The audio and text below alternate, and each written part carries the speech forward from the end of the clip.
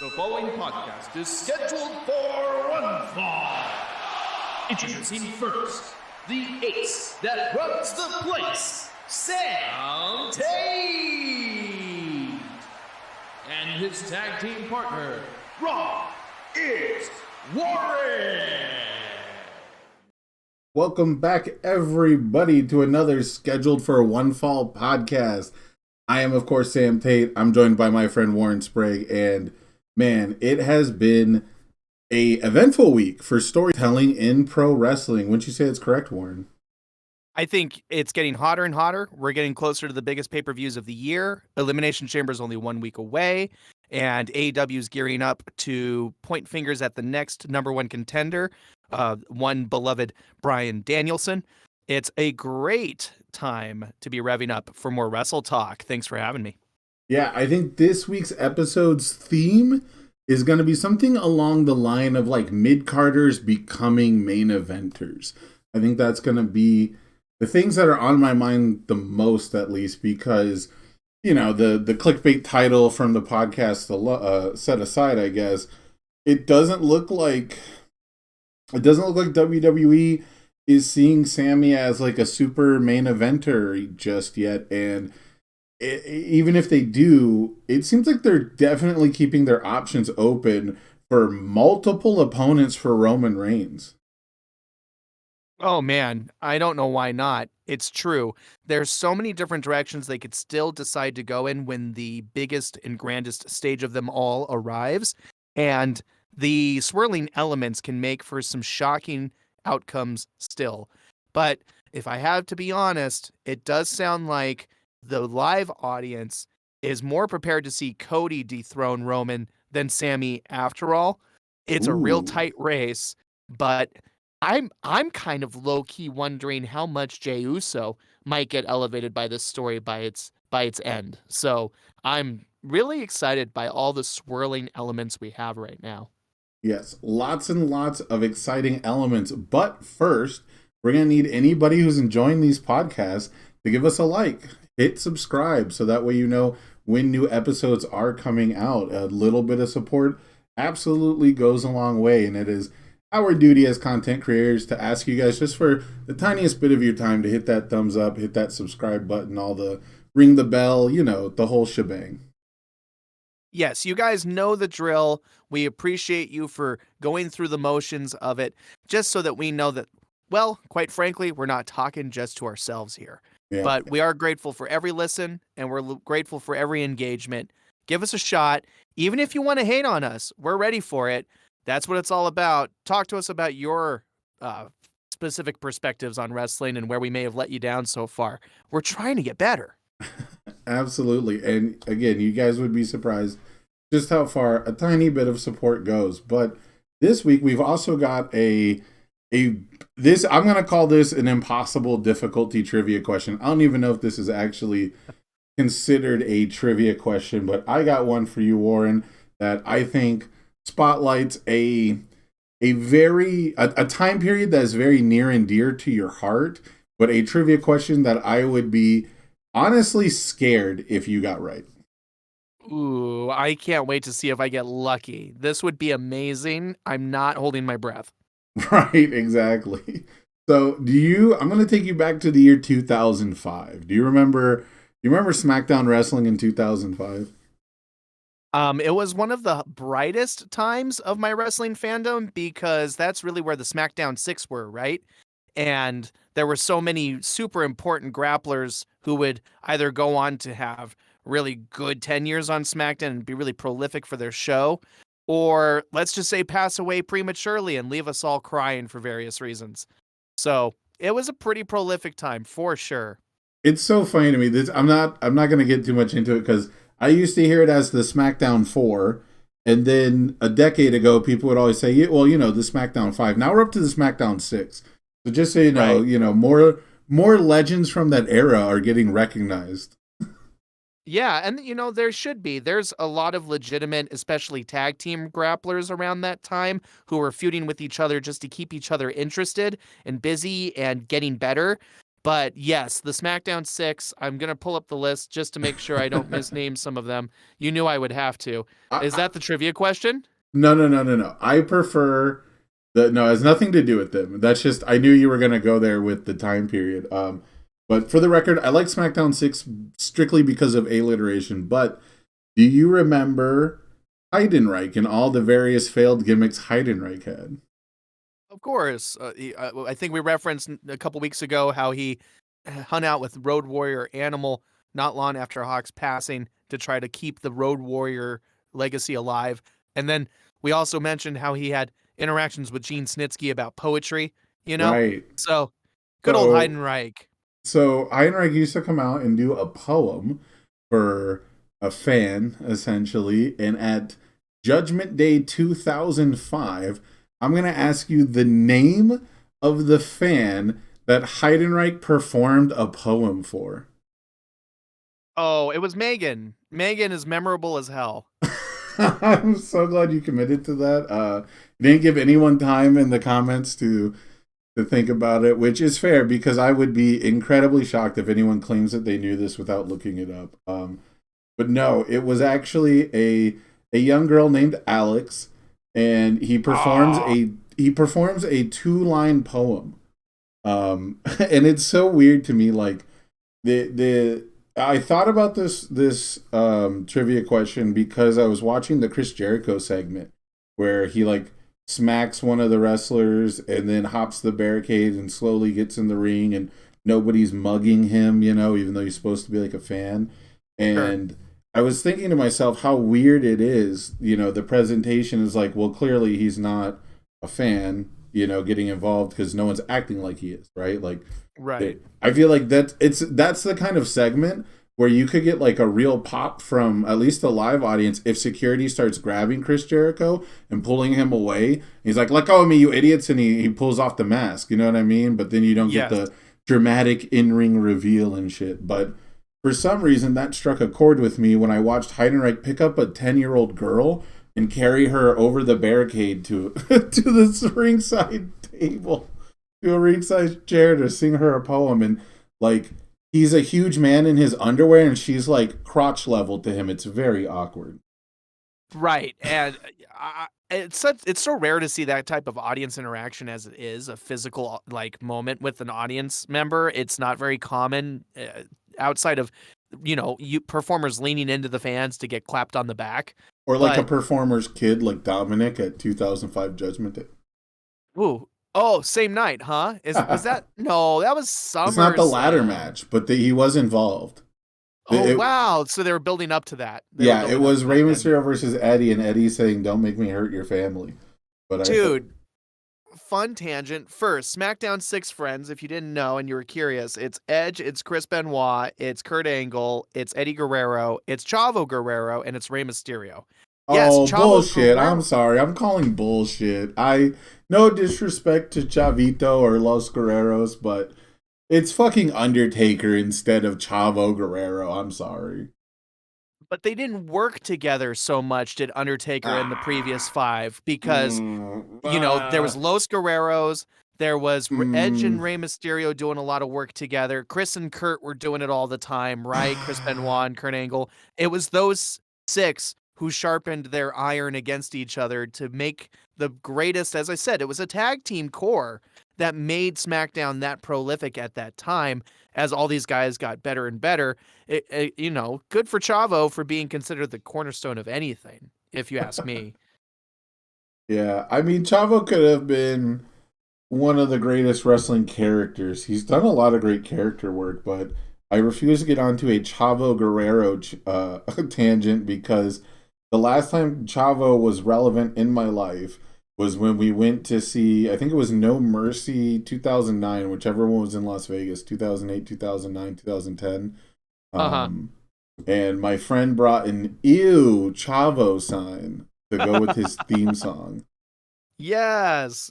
See, he was over enough. If somebody's going to put in work on a sign, like, you're a little frustrated to watch Chavo exist. So kudos to him. He was really good at getting under one's skin back in that era of SmackDown, back when cruiserweight relevancy was at its infancy, and he could still like kind of embody what Eddie Guerrero brought to the table. He was kind of a missed opportunity after Eddie's passing. I know that he had just started doing the Kerwin White stuff, the Caucasian Yeah. guy character. That needed to be cut off awfully quick. And Bold Ray words ended up from a kind of benefiting JBL more. fan. Bold statement from JBL fan. It's true. And I weep a little. I weep because I've been reading articles online that have advised me that JBL is not going to be on Raw with Baron Corbin every week for a while, maybe even for the indefinite future. That whole run is over of them working together. I'm kind of sad. I liked having JBL around from a managerial standpoint because I think wrestling especially can benefit always from more managers, even as the number of them continues to rise in today's day and age. Yeah, I've got a lot of hot takes on wrestling presentation, but a spoiler for that future episode, I think that there is a place for like every wrestler to just have a manager. Even if they give good promos, they can both work together, right? Like it can add to it. But I think there's definitely a future for wrestling where everyone has a mouthpiece.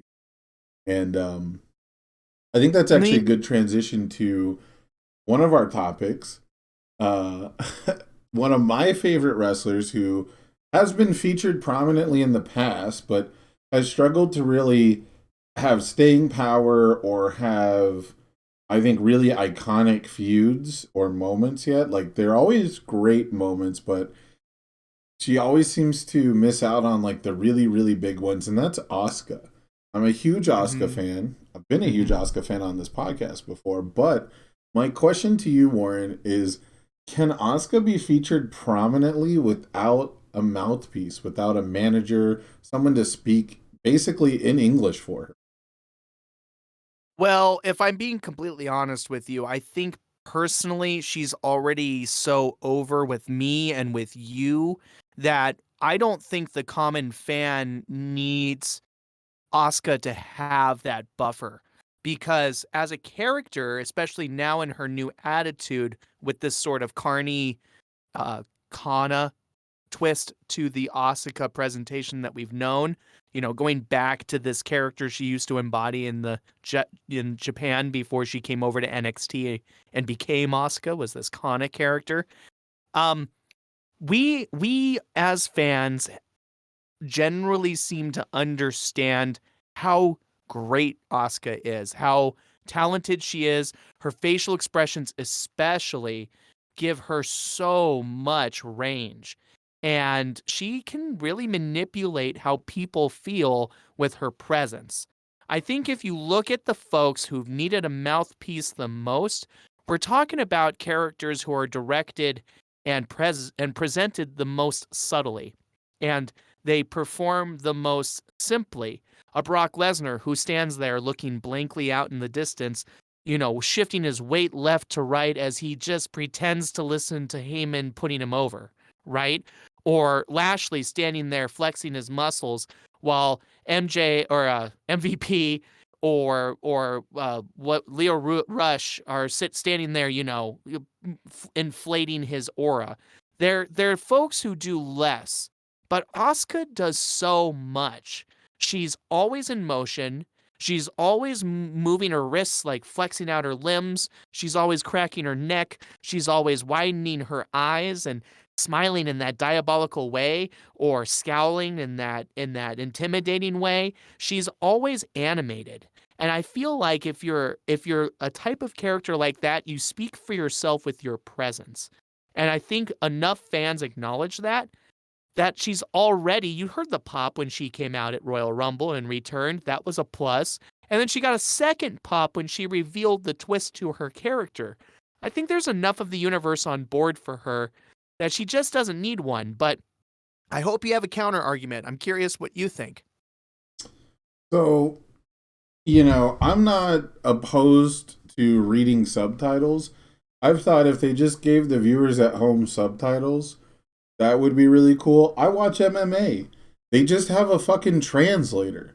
The person asks the question, they translate it as best they can, and then and that's real. That's real unscripted shit where someone just got their head punched for 15 minutes, and they managed to make it work, and it's kind of sloppy but real.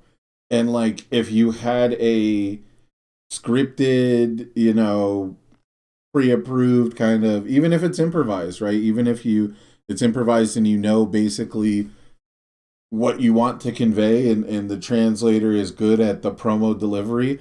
I think it worked for I'm blanking on their name now. The Lucha Brothers. I was gonna say the Lucha Dragons.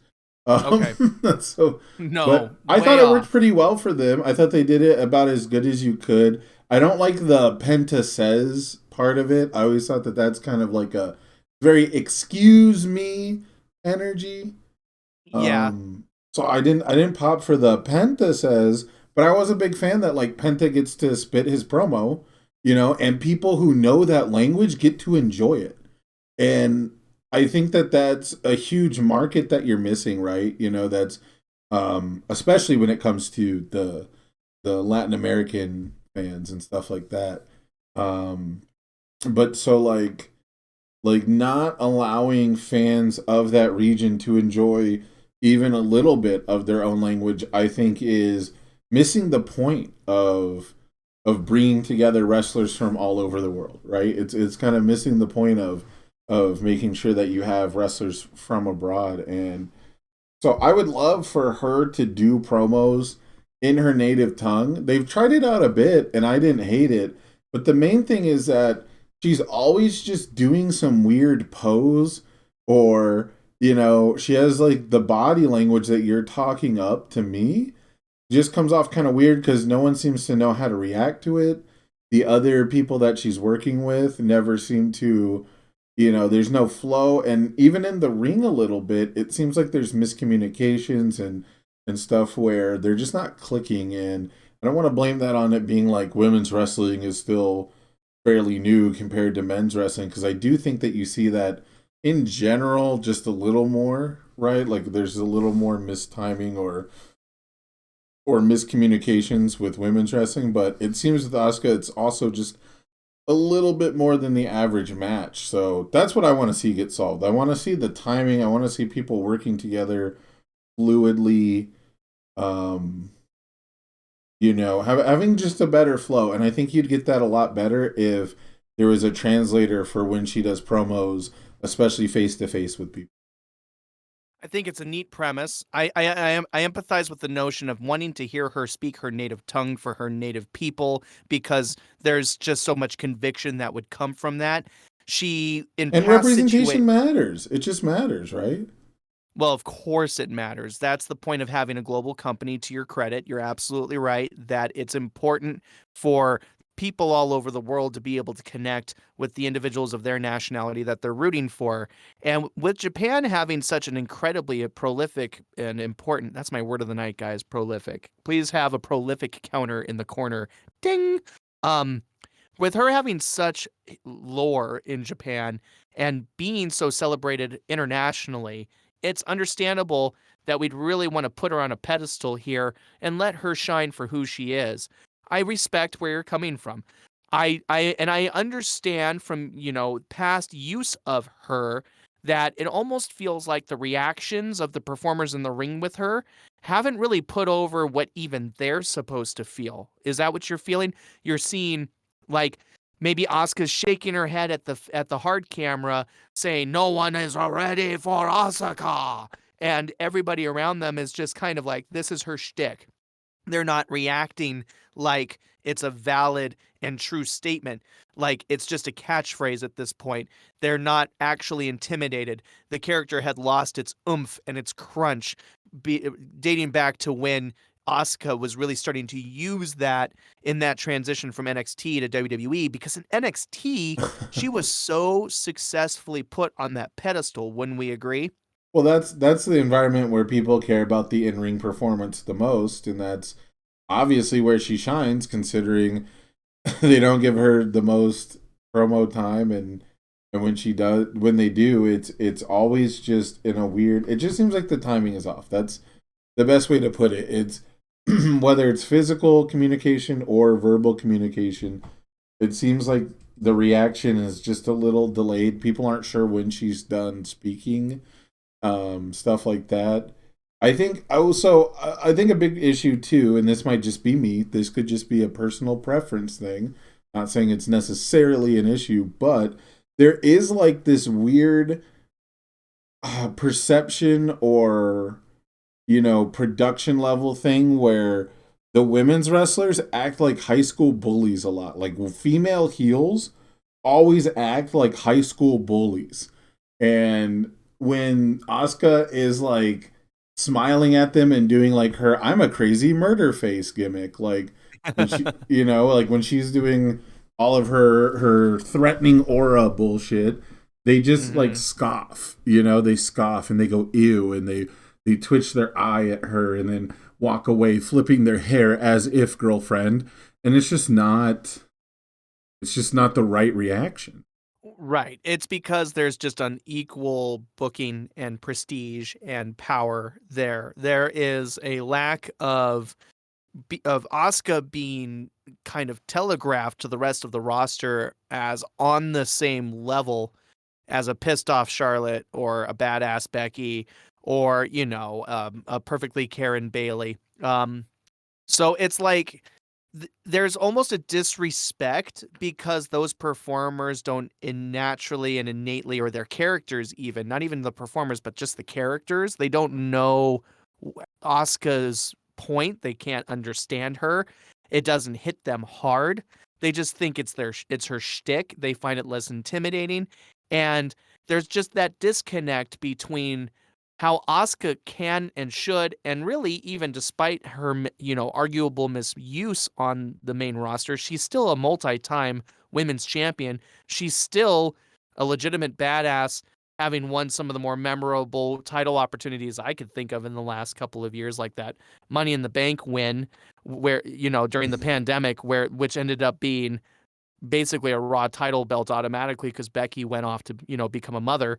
Like, I remember that match and really rooting for Asuka, and she should be on that pedestal. And that's the disconnect I think you and I and maybe the rest of the community that understands how high up the totem pole Asuka is athletically and should be considered canonically. Like, there's that disconnect, I think.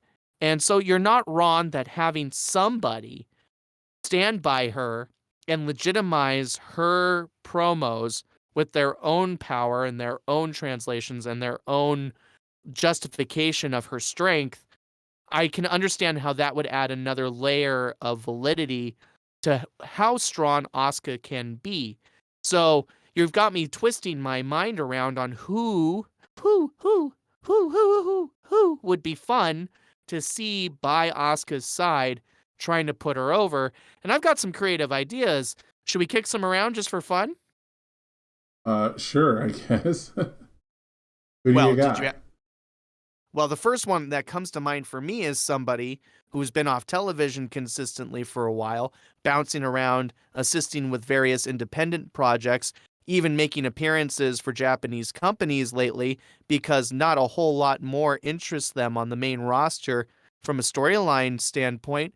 It would be refreshing maybe if we saw Shinsuke Nakamura come back into the main roster fold and don this traditional managerial look, and imagine him in his sunglasses being old Uncle Shinsuke, essentially escorting Asuka out and translating her promos in only the way Shinsuke can, like that drunk, drawling, foolish kind of, dangerous character he is himself. Maybe the two could be a really fun tandem and help elevate each other's stars. Yeah, I dig the idea that Shinsuke is not really a manager who tells you, he's not here to give you spoilers like Paul Heyman. He's not here to tell you what Asuka is gonna do to you or tell you why Asuka does what she does. But instead, he is there to translate to you how badly you fucked up by pissing off Asuka. Yes. Right? It's not like, Asuka's here to dominate the women's division and win titles because it's like I don't like you. My friend doesn't like you, kind of a thing.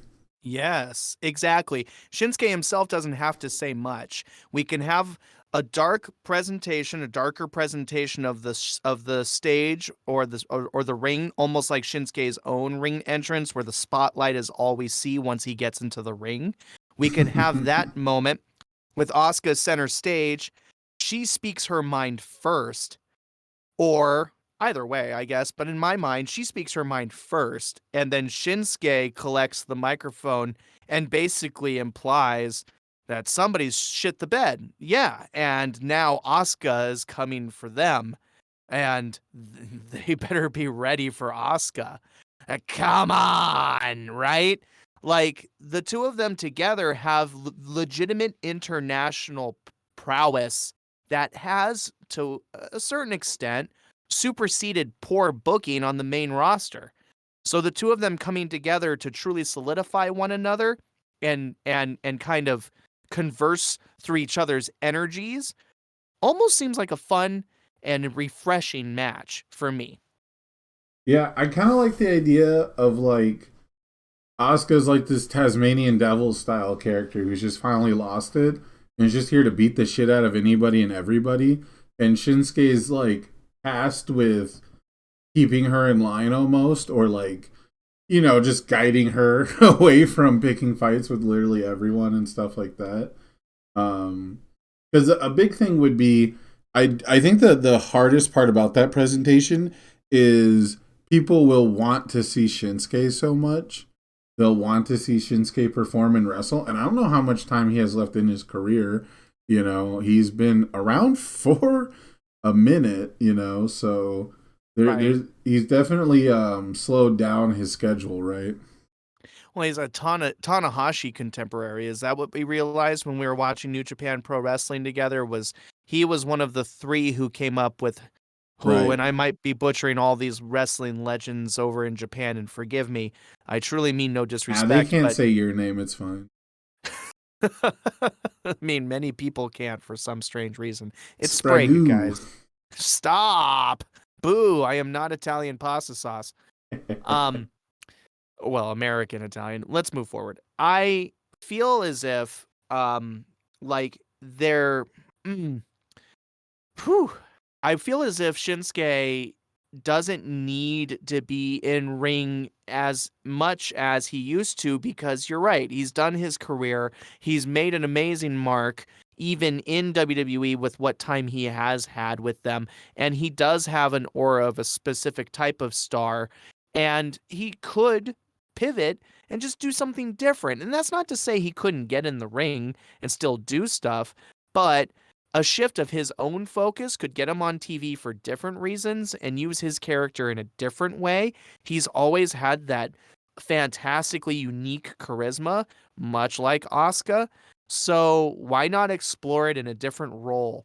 And just for fun, while I'm thinking about how we can even build on this group, you know, my boy Akira Tozawa needs something to do, right? Is he still with WWE? Yes, and he deserves to be. He's such a likable wrestler, man. I swear to God, if you're sleeping on Akira Tozawa out there, folks. No, this stable is perfect. This stable is perfect because it would basically be the Brawling Brutes, except Asuka is Butch's role, and they actually like try to hold her back, you know, and it's funny because she's the girl, right? And you get like that different expectation. But on top of that, they can actually feud with Judgment Day, and Asuka versus Rhea Ripley would be fucking fire. Oh man, I would love that. And Akira Tozawa, for my money, is the type of guy who would almost Sami Zayn that opportunity and try to just ride the coattails of Shinsuke and Asuka. And he's a comedic performer, very much so, with his expressions and his mannerisms.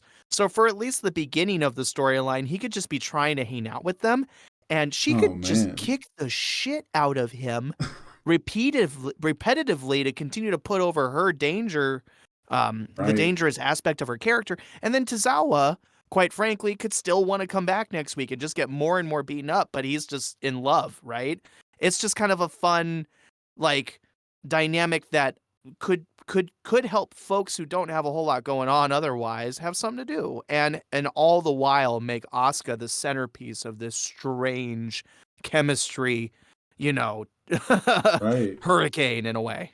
Right. It'd be like if you had Rhea Ripley, Finn Balor, and Damian Priest versus Tozawa, Shinsuke, and Asuka. Not only does that sound awesome, and I'm a hater of most things. Like I'm not the biggest fan of that, like half that collective, right? But I think that they would all work well together and make an awesome match because Finn should know how to work with Shinsuke better than most. Right. At least you would think so. And that would also help with the whole team, right? Between Judgment Day and whatever this this mildly racist, we threw all the Japanese people together stable is, which is my only problem with it, by the way. That's my only issue with this idea is I don't like it when it's like, hey, like the New Day are together because they're all the same skin color. Like I hate that stuff, but I don't disagree. I don't disagree. So I was already thinking, but it was their idea. it. I'm just going to clarify for New Day, it was their idea. So like if True. if WWE said, hey, we want you guys to come together and be like a Black Panther group, it's a little iffy, but it was their idea, right? Is my understanding. Yes, they were trying to build into a different type of energy, a gospel positivity energy was like the I was second down plan. for that. I'm actually kind of sad we never got there, but who am I to argue with success? That was their second idea, was that whole gospel thing. Their first one was indeed to be almost a reimagining of the Nation of Domination in a more modern time. And the educate yourself version. You got to be brave. What's that, friend? Sorry, I stepped on you. Oh, I said it was the educate yourself version. Right, the Woken version. Exactly.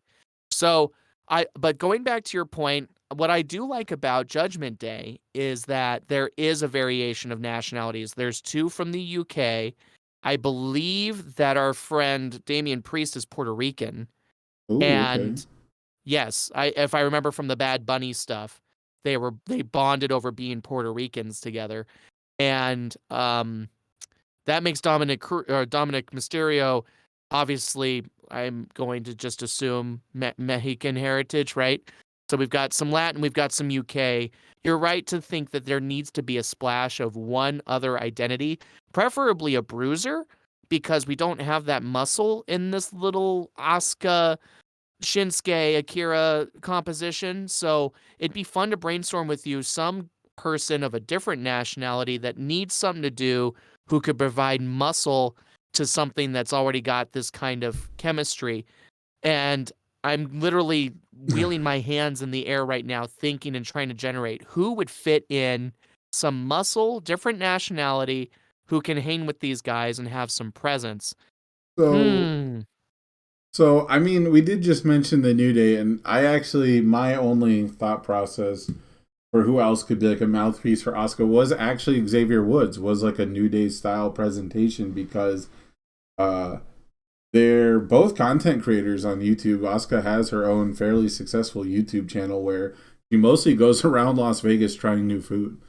Oh, cool. I feel foolish for not knowing that. I guess she's a Vegas local. Who'd have thought? Yeah, at least when I was watching the channel, like I don't watch a ton of uploads for stuff like that, but it showed up in my feed and I was curious and I went, hey, I recognize that overpass.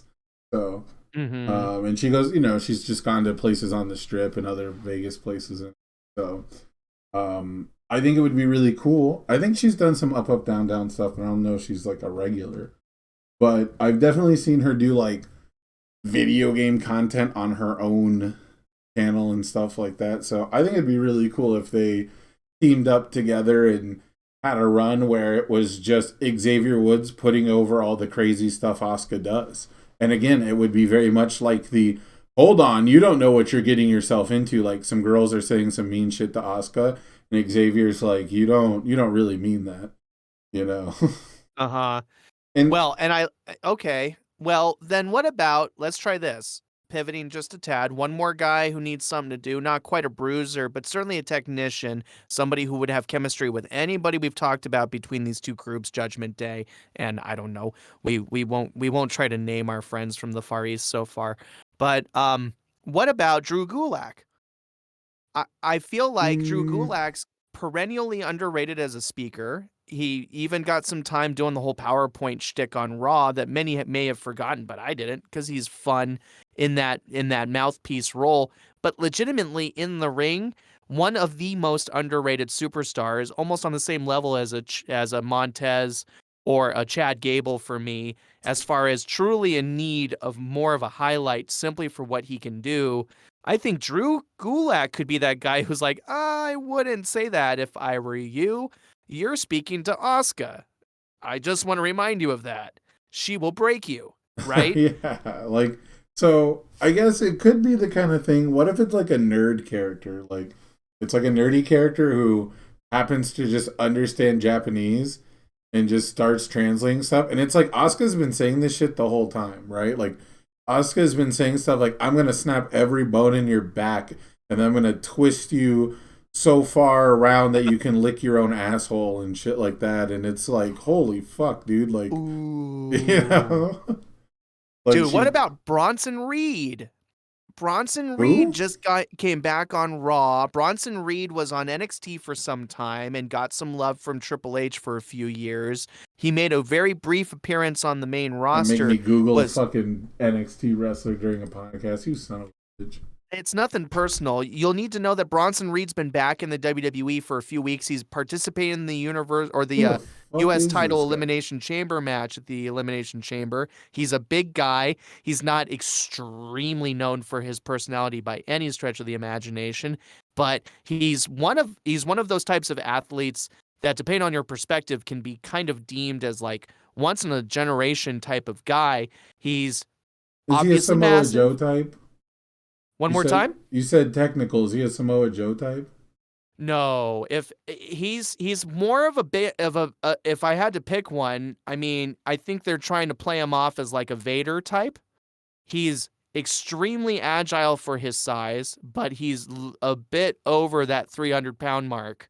And his Yeah, a finishing bit. maneuver is the flying splash from a guy of his stature. So, like, he needs something to be built around him as well. I think he fits perfectly in with this mold, except we're allowing Shinsuke Nakamura or Akira Tozawa to be the ones doing either the comedic or threatening translating, because I wouldn't trust Bronson to be the guy with the personality to pull that off. I trust a Drew Gulak. I wouldn't trust the others. Yeah, and again, while we're talking like make it a full on, we're going full AEW with making stables here. I love Um, this. I love it. I love fantasy playing a little bit. So hopefully y'all are yeah, enjoying yourselves. I think I really need someone with energy. That's my only beef with those last couple picks. Is Asuka has, like you said, used that physical movement so much. He has cultivated like this mysterious but intense kind of a character, which is tough to do. And that's one of the reasons why I think the pacing is so off, because she's like all up in your face, wiggling intensity and writhing, like threateningly menacing aura, but then she's just kind of staring at you and like nothing happens because people don't beat each other up in the segments anymore. So like that's what I think, that's what I really need. If you pay attention to me whenever I'm talking about like this is what a wrestler should do, it almost always starts with them just beating everyone up week after week. So it's Well, almost I like I mean, watched the Attitude Era and understand how to make a star. to some extent, that's literally how many of the best wrestling stars were created. I mean, Brock Lesnar breaking onto the scene in 2002 and just crushing people for the first 6 weeks of Killing his security existence. guards, bro. Right. Killing security Murdering. guards did it. Well, I'm Um, looking I'm looking through the roster trying to find some other fun ones to throw out there just to say what else could we do with this four-person group. can And I? I got one person who would make you say yes in a heartbeat, even though the general listeners would probably roll their eyes and think there's no reason for this. All right, lay it on me. What else would Dolph Ziggler do right now? I when you were talking about someone who's technical and like going through yada yada, I was just gonna say Dolph Ziggler to be a dickhead, but um, he's not doing anything other than jobbing, so that could work. And if we want to keep up your slapstick gimmick, where it's like she's beating up the male partner that she has, like Dolph would make that look really good. I would have also thrown Mustafa Ali in as one of my own pet picks, but unfortunately, I'm just not to the point where I think Mustafa Ali's energy would help that situation. No. He's he's too much in the opposite direction of wanting to slow everything down and kind of explain how emotions work. Right. And we don't need slow. We need somebody, you're right, who is going to just have a certain energy of their own to this. Mustafa would be great for that. I'm coming here to take all the titles. I want all the power. I'm going to be the most important. He would be great for that kind of a mouthpiece, but I don't need that kind of a mouth. Like, I need the, like, it's so funny because Paul Heyman can do it all. But I need, like, the style of promo where Paul Heyman's like, you don't know what you just did. Like, you can threaten me all you want. Yeah, you beat my ass up, but you pissed off Brock Lesnar. You're going to have to deal with that every week until he beats your ass. I mean, we're still overlooking that Shinsuke could play that role, but No, this has been absolutely. a fun series of tangents for sure.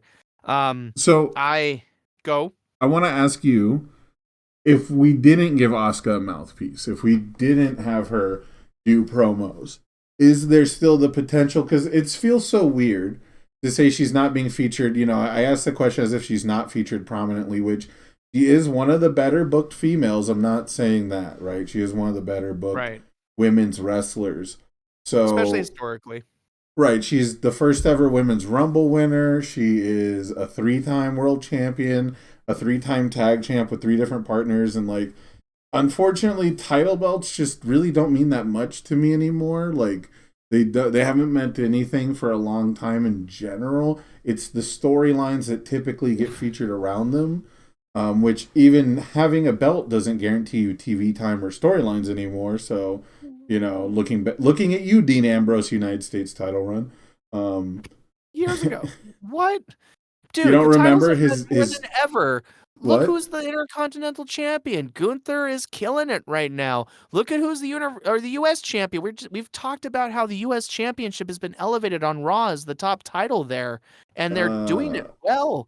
I've never believed in this elevate this title stuff. Every time someone uses the phrase elevate the title, they're talking about John Cena having TV matches regularly. Whoa, my God, John Cena matches every week. That's elevation, brother. Fuck that. Well, it is. It's featured matches defending the championship. And Boo. those were fun because they were random folks every week. Somebody got 20 minutes with John, usually got beat, but they got 20 minutes to show who they were and what they could do.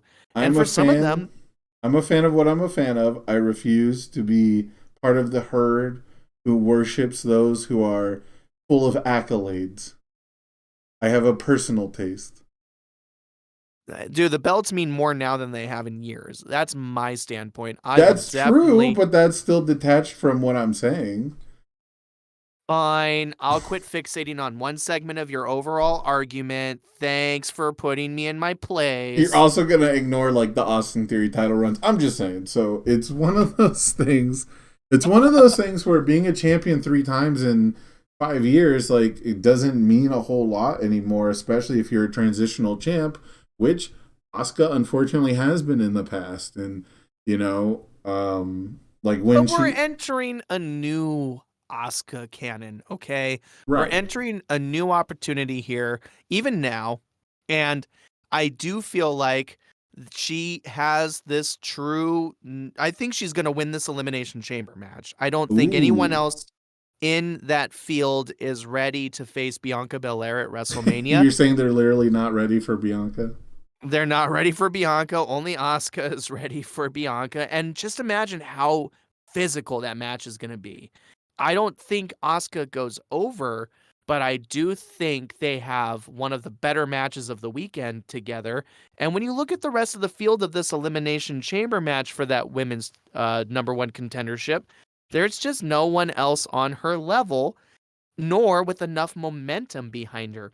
Liv Morgan, been there, done that. She's a perennial fan favorite. We respect it. But at the same time, she's just not the polished competitor Asuka is. And I just don't think she's ready for a WrestleMania highlight to that magnitude. And then Nikki Cross. I love Nikki Cross. I'm a huge mark for Nikki Cross. Why? Purely her character and her cardio and her stamina. And all Her your exes are crazy. Yes, absolutely, man. She's the crazy ex-girlfriend each and every single one of us has. Um, I love Raquel Rodriguez, another building block though of the future. She doesn't need this WrestleMania moment, or she would. I think she's maybe pegged for next year's Women's Rumble winner. Is in the back of my mind for Raquel Rodriguez, not a WrestleMania top contender yet. Next year is her year 100%. Yes, I think we can go on right now and just lock that in. I don't know of anybody who could step up and be as prepared as Raquel Rodriguez will be this time next year to be a top star. Natalia been Ooh. there, done that. She's capable of having a good match with Bianca Belair. They did have one. I'm thinking not too long ago, but she's also embroiled already with Ronda Rousey, who just returned this past Monday, whether we like it or not. Which Ronda does nothing for me. I'm just gonna say it. Right. I've got the dream booking for you. I've got the easiest way. Here's how you can make Asuka, and maybe only Asuka, a star, and feature her regularly every single week. It won't take too much time. It won't expose anything with the English speaking that they don't like. Are you ready to hear my pitch? I'm ready. Every week, Asuka has some promo where, someone starts talking shit about, I am ready for Asuka. You think I'm not ready, but I'm ready. And they do their whole shtick, and then it's Asuka's turn to talk. And she kicks them in the mouth. And they fucking go out like a light. And she stands over them and says, you talk too much. And then walks away. And then next week, they're in the back and they're doing a promo. And someone's running her down for cheap shotting her. Same performer, whatever. Asuka's a dirty fighter. I wasn't ready. That's some old bullshit. And then Asuka just comes out of nowhere and hip attacks him in the back. And they go face down. And she stands over them and says, shut up. And then just walks away. And every time someone's trying to talk to her, she just fucking smacks them and tells them that they talk too much. Instant megastar, over with internet fans, over with your average sit on the couch fan who just wants to see someone get their ass beat. And it would buy into all of her threatening body language bullshit while they're talking, and she just isn't registering it. She's just making eye contact. And she does that for everyone until you get to Bianca Belair. And Bianca Belair is the first one who's like, all right, let's not talk. Let's just fight. And they just fight every week. And there's no promos. They just fight. Once she wins the belt from Bianca, after that, it might become kind of an issue. The character would have to evolve from there, potentially. Mm-hmm. But I think that would be an absolutely great way to build up a heel monster female character, women's wrestler, who is not fucking Nia Jax, basically. By the way, where's been Nia Jax and Piper Where's Niven been Nia? Where's been Nia? Where you go though? Maybe it was a one-off. I don't know, but hopefully, I see no reason to bring her back. Not when Piper Niven's around and deserves a little bit more love to try to get that type of body on a woman over. That's a character that's still relatively unexplored. She's also been absent since Royal Rumble, but to the main eventers, back to the main eventers. Well, the thing that I would say to your idea is that they won't use that device here. I think Asuka's about to win this Elimination Chamber match. They're about to have a dinger at WrestleMania, and I do think Asuka loses, if I'm being honest. But I do think I know they're not going to use my idea. My ideas are too good for WWE. Well, I was going to ask you, the only thing that's missing in my heart is the other person in the scene, right? I'm thinking who else is across the ring. No, it's everybody. Asuka. It's everybody in the division until she gets to Bianca. Sure, but you got to start that whole program, that whole build on somebody who also has a bit of aura around them. I would say you'd have to start off with like a Shayna Baszler type. Baszler's out there saying first that she's the most ready for Asuka and she's unafraid, and that she's going to take Asuka and break her arm in half, and that's when she turns around and gets kicked in the mouth, right? Like, that is where I'm going, cool. Asuka has my attention. this character who still has some semblance of an aura was just completely taken out. Then Shayna waddles to the back and, whines to Why Ronda. waddles? It's the verb I had in my mind, but slouches, haunches, somebody who's like beaten down Meanders. and a little meander, Shambles. or yeah, sure, all of those. She saunters to the back, gripping her Okay. jaw, and she finds Ronda Rousey, who's looking all tough. And Shayna talks shit for a few seconds about how Asuka came out of nowhere and took her out. And Ronda says, "Oh, well, don't worry. I'll have your back next time." And then Ronda and Shayna both get taken out by Asuka. Now I'm like, fuck, Asuka's on a different tier right now. You know what I mean? It's all about the who else is in that scene for it to work. So installing those little details for me gives me some path with your vision, but there's no just said reason. Ronda does nothing for you, but now you specifically need Ronda for this role? Well, because she's hanging with Shayna, and because even though That's she the doesn't name of Shayna's podcast, Hanging with Shayna. hanging with Shayna. I have a lot of respect for Shayna Baszler, by the way. One of the more underrated women in the wrestling division right now in WWE. Certainly better than Ronda Rousey. The thing about Rousey that doesn't affect me is that I see straight through her like very paper character. I see super duper through her, like, I get she's a giant fan and now she's a wrestler, but she's kind of also sort of like, she feels like she's above it a tad. Like She she's feels like above. she's the baddest woman in the room, and by Right. wrestling metrics, she's not. Not for the same reasons. I mean, yes, I agree Ronda Rousey can be considered one of the finest female athletes of this generation as far as straight up punishing people, but wrestling is a dance. Wrestling is choreographed. Wrestling is practiced and it's celebrated and it's a game of give and take. And that's where Ronda fails. Is she's so busy taking the energy of her segments and trying to make herself look even bigger and badder that she's not capable of helping the opponent across from her look like they belong with her. She I just know doesn't have charisma, bro.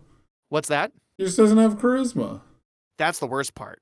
I mean, Like, she just doesn't have it. Like, she's got the physical aspects, she's got the real life pedigree, but she doesn't have any of the performance flair. It's just not, she literally spent her time not doing the ballet that wrestling is and did kickboxing and MMA, and she's a fucking Olympian, and that's all cool, but not everyone's Kurt Angle, man. Like, look at Jason Jordan. right, or Gable Stevenson, who hopefully will find a personality as he makes his way into the ring. But Chad Gable has that. Why isn't Chad Gable a top star WWE? Can we just fix this real quick? Can we Because just he give doesn't this have guy? it. He does have charisma. No, You dude, saying schmuck cake. shoosh doesn't count. Dude, I'm not. He had my heart long before Shoosh. He had my heart at Ready, Willing, and Gable. Okay. Oh, for fuck's sake, bro. I don't. The man deserves a legitimate push towards the top of the card No. because the in-ring work is fire every time, and that's what Oh. matters. FTR gave Gable everything he's ever had. It's all because of Dax Harwood. That fucking tag team, American Alpha, would be absolutely nothing without them. You can't promote Gable on my podcast. He's not this is the problem with you indie internet wrestling smarks who read dirt sheets. You think everyone should be a champ. You think everyone deserves their time in the spotlight, their 15 minutes of fame as fucking world champ, and that's why being a 3-time world champ doesn't mean shit other than you've been in the company for like 6 years. Well, fuck you, Sam. This All right. is the problem with all you fucking. Everyone's just so good, and I'll clap for everybody. And he does the fisherman suplex. I haven't seen that one since 2006. Somebody whipped out the fisherman suplex recently, as a matter of fact. I'm trying to remember somebody I know it was on the E too, and I was like, good for them. Great to see it. And we'll just move on. I heard a One- fisherman suplex get called, but they were wrong. That did happen recently, but that was like a month ago. Oh man, the perfect plex is another name for it. For the record, just so you know. Hey, I thought the you know, perfect plex was a fisherman's. have we Oscar our way through this topic, or do we have more to dissect, or Well, can we move to something else to discuss? I'll ask you one last thing. Okay. When it comes to Asuka's undefeated streak, do you agree with when and where it ended? So Asuka's undefeated streak dated all the way through her NXT run, and she was billed, booked, and treated like someone just as dominant as anyone else in wrestling history. Definitely It being survived through the Royal Rumble. which is phenomenal. You have an excellent point there. The 2018 inaugural Women's Royal Rumble that Asuka won in that all-Japanese year of success that we talked about a few weeks ago. Man, that was cool. And then she lost it at that WrestleMania against who needs it? Charlotte Flair. So, do I agree that that's where it ended? Is your question? No, do you agree that that's where it should have ended? I mean, I personally feel like anytime someone wins the Royal Rumble, they get the strap. If I'm being candid with you, in my perfect realm, you're topping off that massive victory with a good old-fashioned shot at being top star. So, no, I think Asuka, if she beats Charlotte Flair there, she's on the same level prolifically, there it is again, boing, as anyone else in the women's roster for years to come. She's on the same level as Bayley, Charlotte, Becky, Sasha at the time, right? Lita, She's- Trish Stratus, Molly Holly. Amen. Like, well, poor Molly was never on that level. I think she's had the most respect offered her in her post WWE career, like out of all of women's legends. She's grown the most through what she's done for the business as years have gone by. But anyway, Molly Holly's great. She's also tiny. I met her once. It was so cool, but she's tiny. Yeah, that's why she had to hang out with the Hurricane. Right. So true. And Crash Holly, right? Yeah, absolutely. Yeah, she's paired up with tiny dudes. Tiny. Yeah. Anyway, like, if she had beaten Charlotte at WrestleMania, Asuka would be, without a shadow of a doubt, still treated like, a top tier star regardless of gender. And I think she's still superseding that loss, like one of the only superstars that did survive that well enough. I mean, look, Shinsuke kind of did too. They're both super massively respected. Like, at least from my perspective, when they enter a room, it's important still enough to wrestling fans. So, like, it's not the worst thing that happened to her, but I do think it was a mistake. Of course. You have to agree. Yeah, I 100% think that it was the wrong time to pull the plug. Charlotte's the wrong person to do it. Clean is the wrong way to do it. It just, man, it was not great. It was not it went on for so long. Like, it's the kind of thing where I think we really took it for granted because so much of it was on NXT and it didn't feel like, it didn't feel real yet. And then she transitioned to the main roster. And I think she did the Survivor Series match where she was, I think she was the sole survivor in the Survivor Series match as an NXT superstar, and then was still doing NXT stuff, and then won the Royal Rumble. Like, she was like pulling double duty, if I'm not mistaken, like pretty much the whole time. Maybe she wasn't sole survivor. She had one more person on her team survive with her. But it does sound right in my mind. In the women's division, Raw's sole survivor, Asuka. You're right. Yeah. Wow. Wild. I just looked that up. Her undefeated streak lasted through multiple styles of matches, right? Through multiple stipulations on multiple shows. And, like, it was over 2 years, something like it was almost 3 years. I remember that. And I remember thinking that's got to be one of the longest.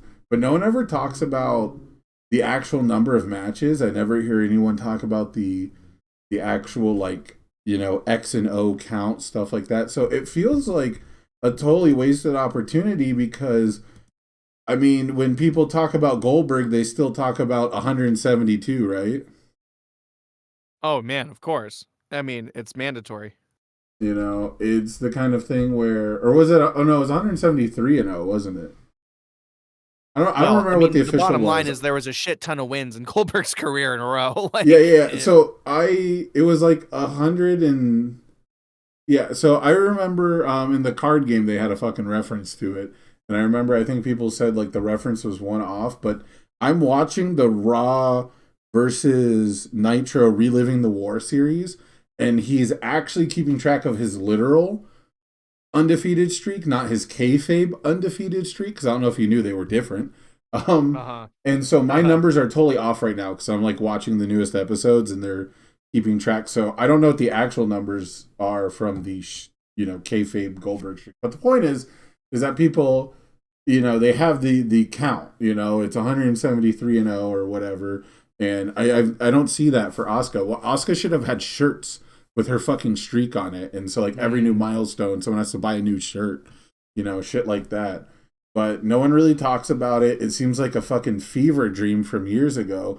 And I'm afraid because we have a very similar undefeated streak from I guess similar, not in the sense of being new to the business, but new, like Asuka was new to the company, right? When she started her streak, she came in hot. How you have to do an undefeated streak, of course. And we're seeing something very similar with Jade Cargill over in AEW, but it feels like no one really cares because it's a mid-card title and she's been doing it for so long, and people don't seem to respect most of the talent in AEW in general, but especially like their women's division, despite everyone loving Britt Baker and Toni Storm and Saraya and Jamie Hayter, who's fucking amazing, and Chris Statlander and like all these other people that people will talk up and love. But like when it comes to Jade Cargill, she's not fighting any of them. Or when she does, people hate the match. And it's a totally different world. You know what? 1,000,000%. Love this parallel you've drawn. And I love that you brought up Jade Cargill this week because the reality is all encompassing here that you're precisely right, and she understands that you're precisely right. The problem is that while her streak has hit somewhere around 52 matches, I saw a statistic earlier this week that stated that her 50th victory was watched by less than 8,000 people, right? There's not an audience tuning in to appreciate Jade Cargill, despite some fans like yourself beginning to recognize the kayfabe validity and prowess of the character, right? This is something that should be, top billed. And Jade herself tweeted earlier this week that she's feeling like she's ready to be squaring off with Britt Baker's. And she feels like she's ready to be wrestling Toni Storms, Ruby Sohos, etc. All of these, I almost said it again. Ding. All of these wrestlers with absolute validity to them are not being booked across the stage from Jade. Now, that was the case very much so early on in Goldberg's streak, but eventually it got so big that, well, everyone had to take notice. And maybe we're finally getting to this hump, and Jade's asking for that herself, where, hello, you keep booking me to win, and I keep performing up to the moment.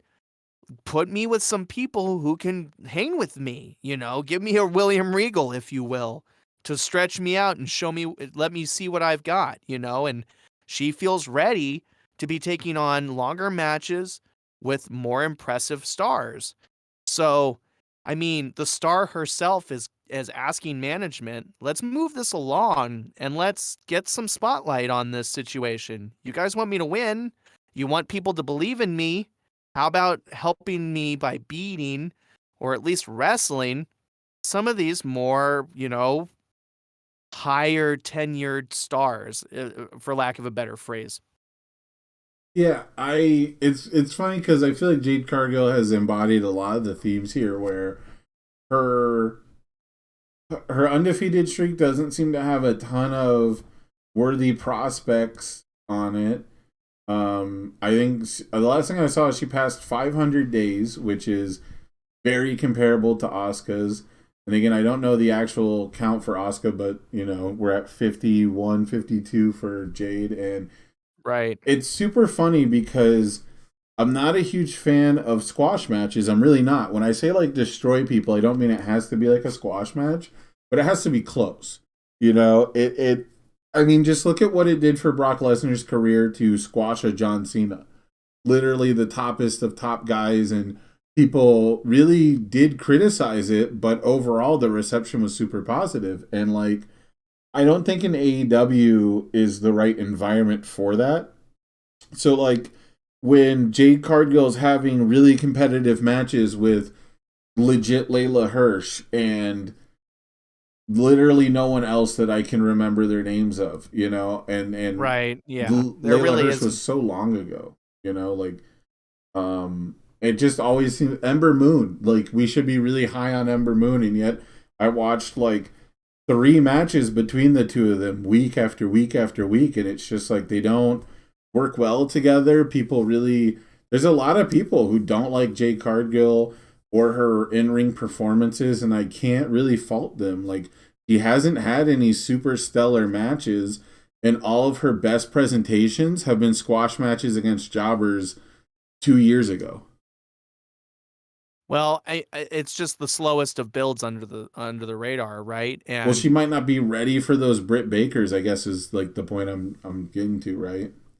well, and see, as somebody who hasn't been able to digest every Rampage or tune into TNT every Wednesday night, I'll be candid with you when I say I'm only understanding Jade's frustration from following the storylines and understanding she's not on television against the appropriate candidates theoretically for somebody who's winning so much.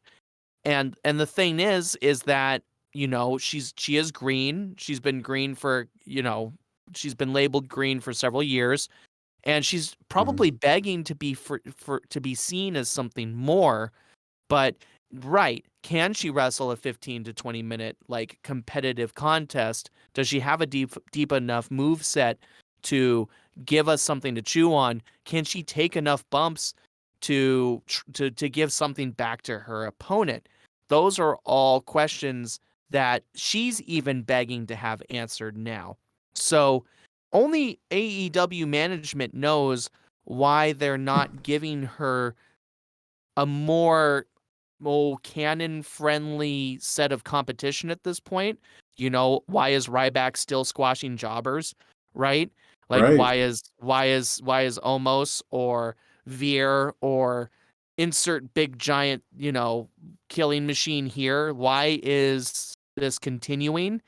I mean, that has to be a little bit of both. You're probably right.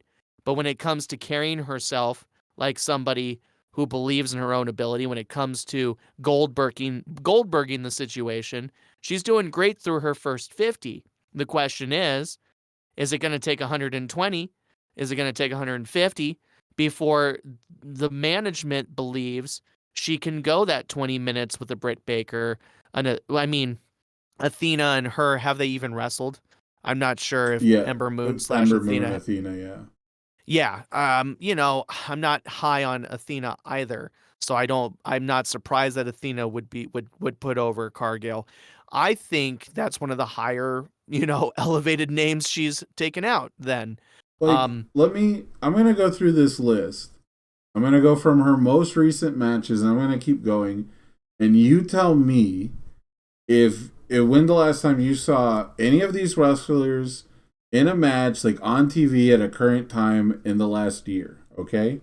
You're definitely going to expose how little I physically get to watch wrestling. But this is a good point, because you're a big wrestling fan, and this should be a big story. This should be something AEW features prominently enough that you can follow without watching the show.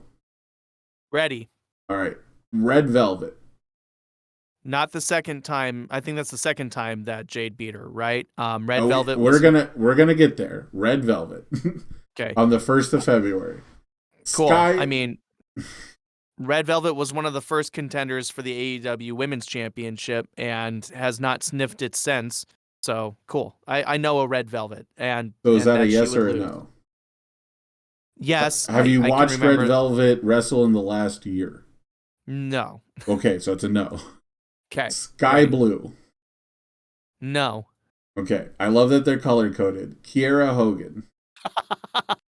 Where's the red and yellow? No. Vert Vixen. That's definitely a jobber. Dream Girl Ellie. That's wake me up. Can we move on from the topic? No. Nyla Rose. I remember Nyla Rose.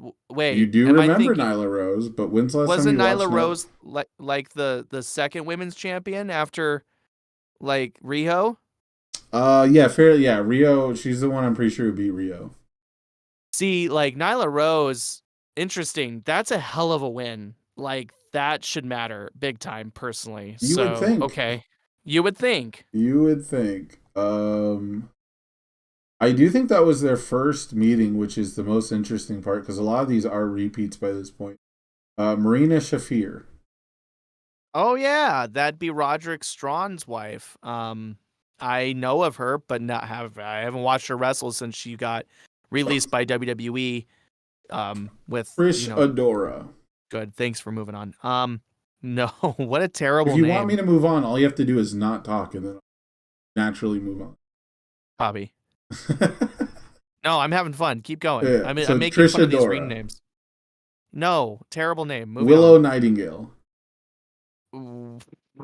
Willow Nightingale. That's What are- the name given. That just sounds like a King's Quest 6 reference on top of itself. She's good luck very looking up popular that. indie scene, but yeah, she's got a ways to go. Wah.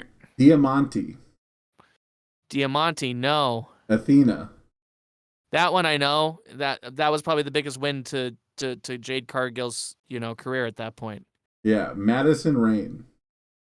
Never mind. That could have been more. I mean, we've known Madison Rain dating back to plenty of old Impact footage. So I haven't okay. even watched Madison Rain wrestle in 10 years. Cool. Yeah, obviously a veteran too. Okay. She's the one in the pretty people who can't wrestle. I mean, come on. Layla Gray. As bland as her name. Willow Nightingale again. Yeah, I get what we're doing here. Anna Jay. Oh, Little Miss Dark Yeah. Order. She got nothing out of joining the Dark Order, it seems like. Nothing. A very popular jobber. Marina Right, Shafir exactly. again. More Marina Shafir. Got it. Move Hey, on. Ty Conti. Oh, good old Ty Conti. I've watched her have a match or two. They keep thinking she's going to be a somebody other than someone who sticks her tongue down Sammy Guevara's Yeah. throat. She keeps getting So- involved in shit, but I don't see her actually wrestle. Have you ever watched what she just does weird stuff with her tongue and her lips at all times? Yes. She's like a little crazy for sure. Yes. So I'm gonna skip to the end here, and I mean we've got names like Highland King, Rika Tahaka, Blair Onyx is actually one of my favorites, but she's still like enhancement talent. And then Sky Wow. Blue Layla Hirsch, or not Sky Blue, Red Can I ask you? Velvet. Can I ask you if somebody specifics on that list? Sure. Is there a Rio on that list? Nope. So right there, Came around too late. either Rio, well, Rio still shows up occasionally and does stuff for AEW, unless I'm thinking of Hikaru Shida, who's excellent too. But either way, whether it's Also not on Hikaru, this list. right?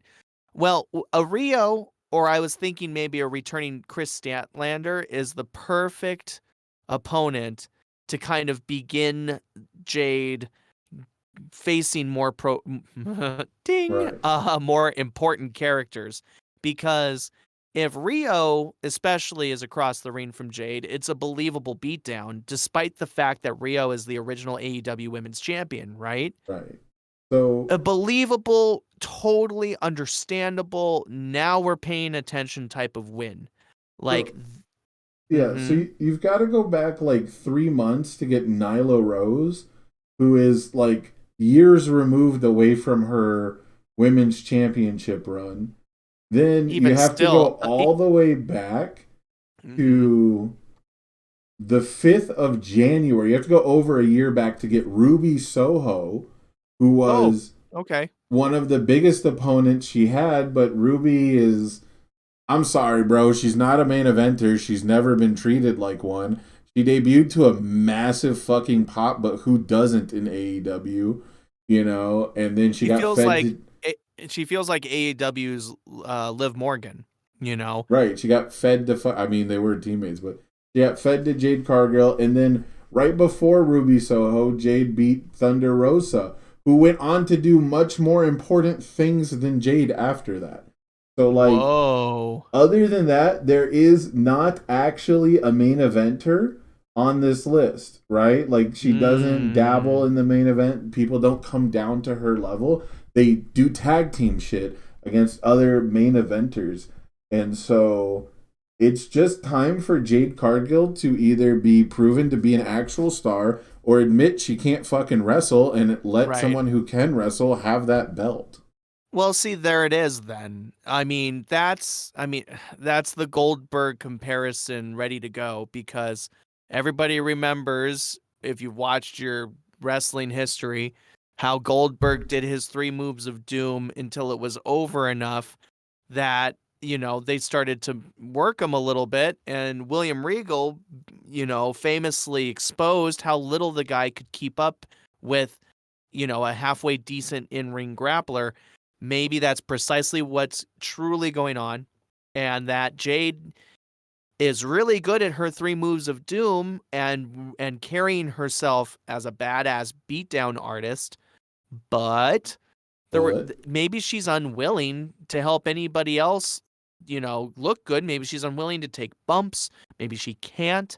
Maybe she's just not as good as not the ready. streak is enabling her to be. You might be on to that. So who would deserve such a rub as the one who would dethrone her? I'm wondering.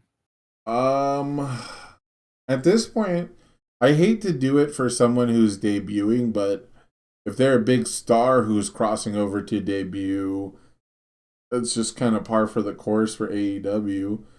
I mean, I'm not the biggest fan of the AEW women's roster just because it's all over the place and it's something where they really do shuffle women around a lot. And my favorite women's wrestlers are already at the top of the card there. You know, my two favorites would probably be Jamie Hayter and Hikaru Shida, who, again, have been booked way above Jade Cargill a lot of the time. But if I had to pick, I'd pick Hikaru Shida. Well, see, and that's somebody who's already been a women's champion in AEW. I was going to challenge that it needed to be somebody who needs a championship to get over, like a Ruby Soho getting a redemption win, or Ooh, the Chris Statlander. librarian. You're a big fan of Shoosh? Please, that's former Blue Pants, isn't it? I thought that's who Blue Sky Kathy was. Bates or whatever her name is. Kathy Bates, the I thought Blue Academy Pants Award winning became wrestler. Blue Sky. No, Blue Pants. Gosh, I'm gonna look. Lexi Bates. What's her name? Blue Pants. I need to know. It's I need to. Blue Pants. I'm ready for it. Leva Dun-dun-dun-dun-dun-dun. Bates. It's That's Blue it. Pants. Isn't Leva Bates the librarian? I'm Bro, done. I We're don't okay. fucking pay attention. You're the fan of jobbers. I'm the fan of people who are committed to their in-ring work, my dude. I, Jobbers are very committed people. They do nothing but outstanding work, making real stars look good. for the record, I'm right. She's a librarian. Okay. Look, the point is somebody may need to dethrone Jade Cargill in a similarly less competitive match, but that would completely deflate everything Jade has built or been presented as, I should Ooh, say. I got it. You wanna do you want a debuting star to get over on her? Oh boy, I'm wondering if you're going to say Sasha Banks. No, no, no, no, no. I got something better than Sasha Banks, boy. I was gonna say because Mercedes Moné can totally go straight to the top tier. This is still the women's mid card title too. Now, you know who's ready to be all elite? Oh man, I'm so excited. Who are you gonna drop? Mandy Rose. Let's go. Oh, that's a really fun and understandable selection. She's a big enough star to. Oh, that would be really clever and Mandy intelligent. Rose AEW. is only elite. Oh, sorry, all elite. Is it confirmed? Did she sign? No. I don't think so. Okay. I was making an OnlyFans. Only elite, of course. You know, for being such a fan of wordplay, I miss your puns well enough. Gosh, Well, we I gotta established last sharpen week you don't know what porn is, so that's the one thing my girlfriend would comment on, of course, is the pornographic take. Thanks for that. you're So welcome. I guess what we're saying Well, is this week she'll really enjoy the all your ex-girlfriends are psychos. we'll see if somebody comments. Great. That's great. That would be forward momentum for us. So I'm down to see Jade, you know, shit or get off the pot, or AEW Right. advance this. But the reality is I'd have to look back and see how long it took Goldberg to A, get truly over, and B, wrestle folks who matter, you know? Because if they're trying to draw the Goldberg parallel here, they're probably only about a third of the way there. So Jade's got a long way to wait to prove herself or to fall off her pedestal. And I feel like if they don't really make the match that Jade loses important, then they're failing the entire project, bar none. Like, no one should fluky win this match over Jade. Somebody needs to beat her. Like, and it needs to matter. It needs to be like a featured match on a big show card, I think, personally. Yeah, otherwise they're wasting their time, like, by default. You don't want a program that's been built up this long literally ending without eyes on it. It has to be something that's treated like an event. And that, I think, is what Jade Cargill is discussing. I am frustrated by being booked as a star, but not being matched up or promoted as a star. That it's is like the failure. Logan Paul's boxing record. Yeah, he's undefeated, but he's boxing retired MMA fighters and other TikTok YouTubers and shit. When he boxes like an in their prime, you know, professional boxer, then people will care about his undefeated streak. Mm-hmm. Exactly. True. And so I both feel for Jade Cargill, but as somebody who hasn't watched her matches because of the huge list of shit to catch up on at all times, I'm definitely keeping Jade on page 2.5 because to exactly what she's discussing and exactly what you're discussing here, they're not matches that feel important. They're not marquee. They're not promoted. They're not tune in this Friday on Rampage. Jade Cargill up against her toughest challenge yet. Can she crush yet another opponent? The path to 173 continues. Right? There's nothing happening behind the matchups. Yeah? That should actually just be her gimmick. I'm going to beat Goldberg's record. Like, she just name drops his ass. I'm going to be more dominant than Goldberg, and she starts counting down until she beats his. Hey, you want to talk about what would be good business if Tony's down and he likes signing people? Trips is out of love with Goldberg, right? He's not as entranced as Goldberg, of Goldberg as Vince McMahon was, and how Vince recognized Goldberg as an Attitude Era cornerstone. Trips doesn't buy into that shit, so Goldberg has no place in Triple H's WWE. And if Tony Khan's smart as hell, he's gonna pay Goldberg, you know, however much Goldberg asks, to come out and be Jade's mouthpiece, be Jade's manager. I don't know about that, because, like, the same way we were talking about how the AEW is not the place to just go on a squash rampage, and like they really need them to be competitive matches for the most part. I think they could be a little more one-sided, but the ones that are like the biggest waste of time now that we're already 50 matches deep. I think having Goldberg show up would not do anything for the AEW fans other than give them another target, and they're already upset of her similarities with Goldberg. Okay, well, Like, they already think she's too green, she's not a good wrestler, she needs to give that spot to someone who deserves it more, like Athena / Ember Moon, whatever, you know. That, I mean, every idea could work if pulled off correctly, right? Like, every idea has potential. I'm not saying it couldn't work. It seems like it's doomed to fail.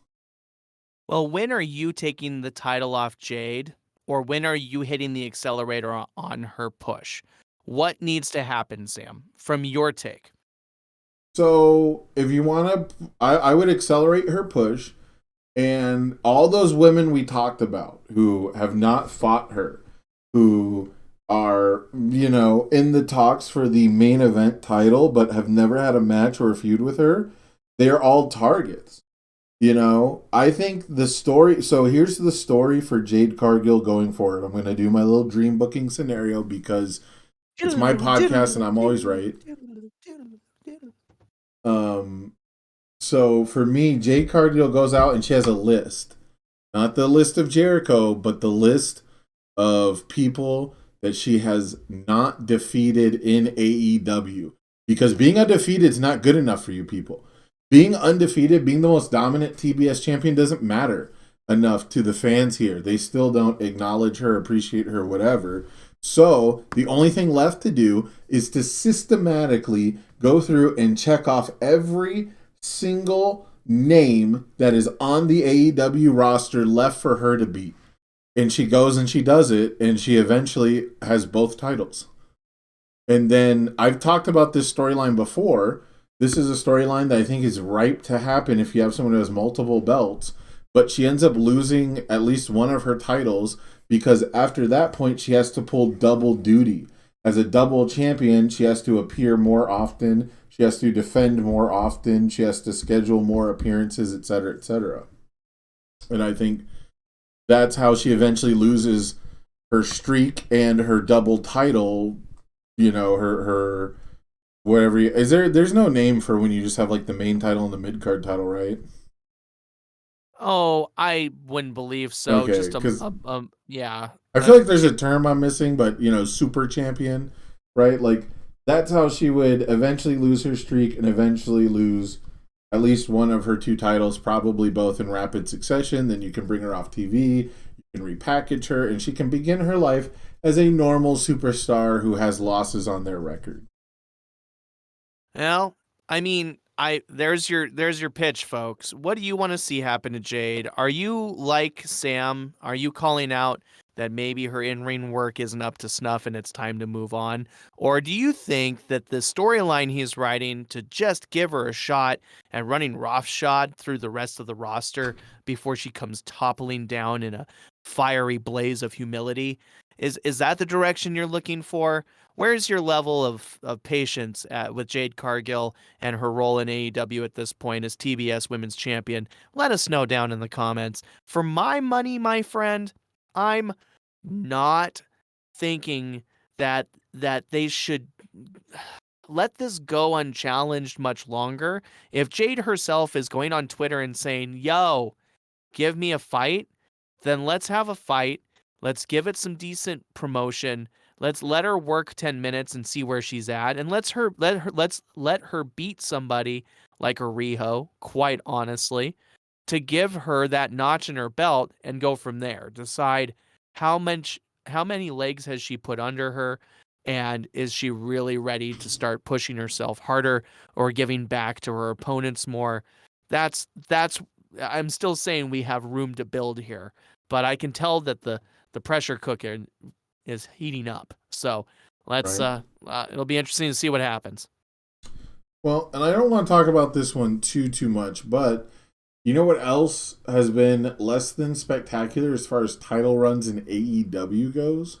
Oh, are you gonna shit on MJF? Just a little bit. I'm not going to shit on him actually, just because this is something I followed even less than Jade Cargill's undefeated streak. And it's only because I enjoy watching MJF do promos. I do think he's entertaining. I just think it's kind of sad that he is considered so far above everyone else, or at least maybe not that he's considered, but that he is. It's sad that MJF is not closer to like the barrier for entry. But again, going back to what we talked about earlier in the podcast, I am in favor of more wrestlers having mouthpieces, of more wrestlers having someone to do the talking for them and help their presentation. Because, I mean, come on, a guy like Ricochet deserves all the shots in the world, but he's no megastar to me. Well, we're blending our lines just a little bit. Yeah, I'm think hitting you on both sides. I'm coming at you from both angles. In-ring fun. work and the guy on the mic. There's zero reason why MJF needs a mouthpiece, if that's what you're even. No, that's not hinting what at I'm pitching. saying. I'm saying it's sad that people think he is the greatest talker to ever live, when to me, it's like The Miz. I think The Miz does a very simple routine, and that makes it easy for him to do a good job at it. I think MJF does a good job because he would never work in the WWE. MJF would just not be a star in WWE. They would script him lousy fucking promos and make him say it, and he couldn't cuss at people or call them wankers or call them, or he maybe could call them virgins, but, like all the shit where he's like, I slept with your mother last night, like that shit wouldn't fly. He is an Xbox Live troll from the year 2011. It's just not that impressive. Well, then he's in the right promotion for him to be top star right now, because there's a certain audience that needs that and wants that and loves that about him, because he's the counterculture to WWE in a way, And they miss for all the being reasons you Xbox just Live discussed. trolls from when they were 12. But the thing is his in-ring work is fantastic. It's definitely a good 40% more involved and giving and selfless and story driven than, a Miz, or who else have we compared to Miz lately? Oh God, Grayson Waller or something like that over in NXT. Like LA MJF. Knight. MJF is extremely talented. He had a fantastic match this past week on Dynamite. Ooh, There's a fantastic Japanese match. there's a Japanese star coming up in AEW who's got a lot of eyes on him, that has been on quite the win streak. MJF took him out this past week, and his last name starts with a T. Exposing my really good job at watching AEW, guys. But this guy's been getting quite some clout. This recently with the win streak he's been on for like 9 weeks. So they put him in the ring with MJF, trying to pop the hype bubble, because this Japanese star is getting some push. I feel terrible that while I'm trying to Google this, I'm literally just continuing to expose. I don't know the gentleman's name. But well, you sound like a massive fan of MJF, and so of course, because you're such a big fan and you love that match he had recently, that's made you tune in and follow MJF's entire title run in AEW, right? Well, the title run is still brief, and thank you, Konsuke Takashita. That was it. That was the individual who's been coming up in AEW recently that MJF put on a banger with this past week, and worked the arm and had great drama over the Salt of the Earth armbar before finally defeating him, despite him being on paper one of the hottest rising stars in the company, much like the other guy and the only guy that MJF has defeated in his title defenses that comes to mind to me, Ricky Starks. Ricky Starks can lay down a great promo, and he has, the cornerstone label of like future star in wrestling that has just gotten stronger and stronger. He won a tournament, or I believe, or a battle royal, one or the other, because that's the only way AEW determines number one contenders, it appears. Ricky Starks challenges MJF and loses. I think the match was quality, and I think the intensity and the character work is fantastic, and Ricky Starks' star did take a step up there. I just think it's the wrong first guy right? It's the wrong first guy to have your title defenses, your legacy be written. You just got done beating John Moxley, one of the only multi-time AEW champions in the history of the company, and maybe the heart of the company in the eyes of most fans. You just got done doing that. Who's your first title defense? You'd think it would be one other, two other, three other truly powerful wrestlers near the top of that card. But no, you first elevate somebody else. You first give this guy the opportunity to get a little higher up the card. I respect that, but I think they got it backwards. I think Bryan Danielson, MJF's next title defense, should have absolutely been the first one. Put this perennial fan favorite, no matter where he goes, under MJF right off the bat, and make somebody like Ricky Starks come a little bit later down the line for me. That's the mistake they've made with MJF's title run at this point. It has nothing to do with what MJF can do. He has my respect, and I believe, not that it matters, but he has everything he needs to carry that title until somebody else stronger than him in either the mic or in the ring, like I know you're going to say Bryan Danielson's as strong as it gets, and I get that. But MJF deserves to be where he's at right now. It's just that they got the wrong guy first. That's all for me. Yeah, things definitely cooled down. I like how they did the build.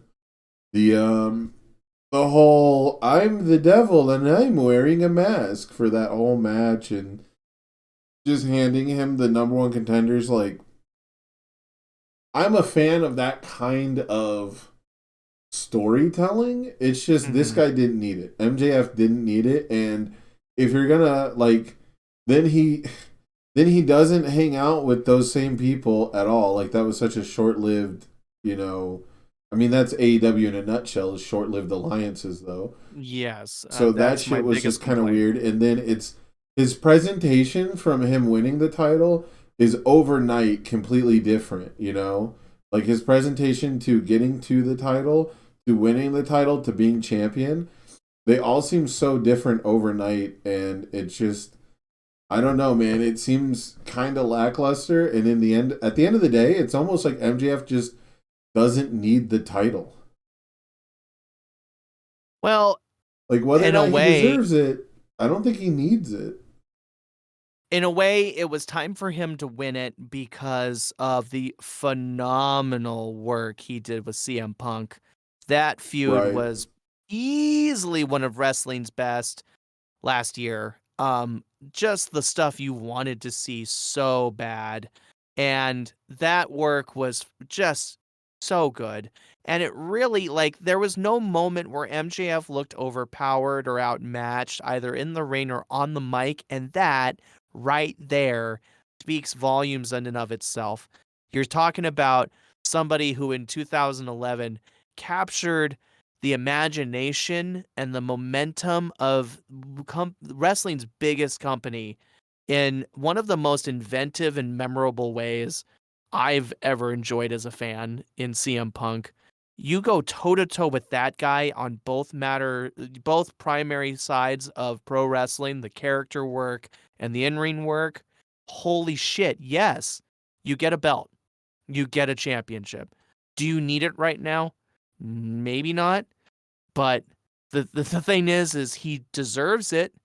And now it's time for him to get a humongous win towards cementing himself as a ironclad top star. He's going to beat Bryan Danielson. Bryan Danielson's addicted to making his opponents look good. He loves taking their punishment.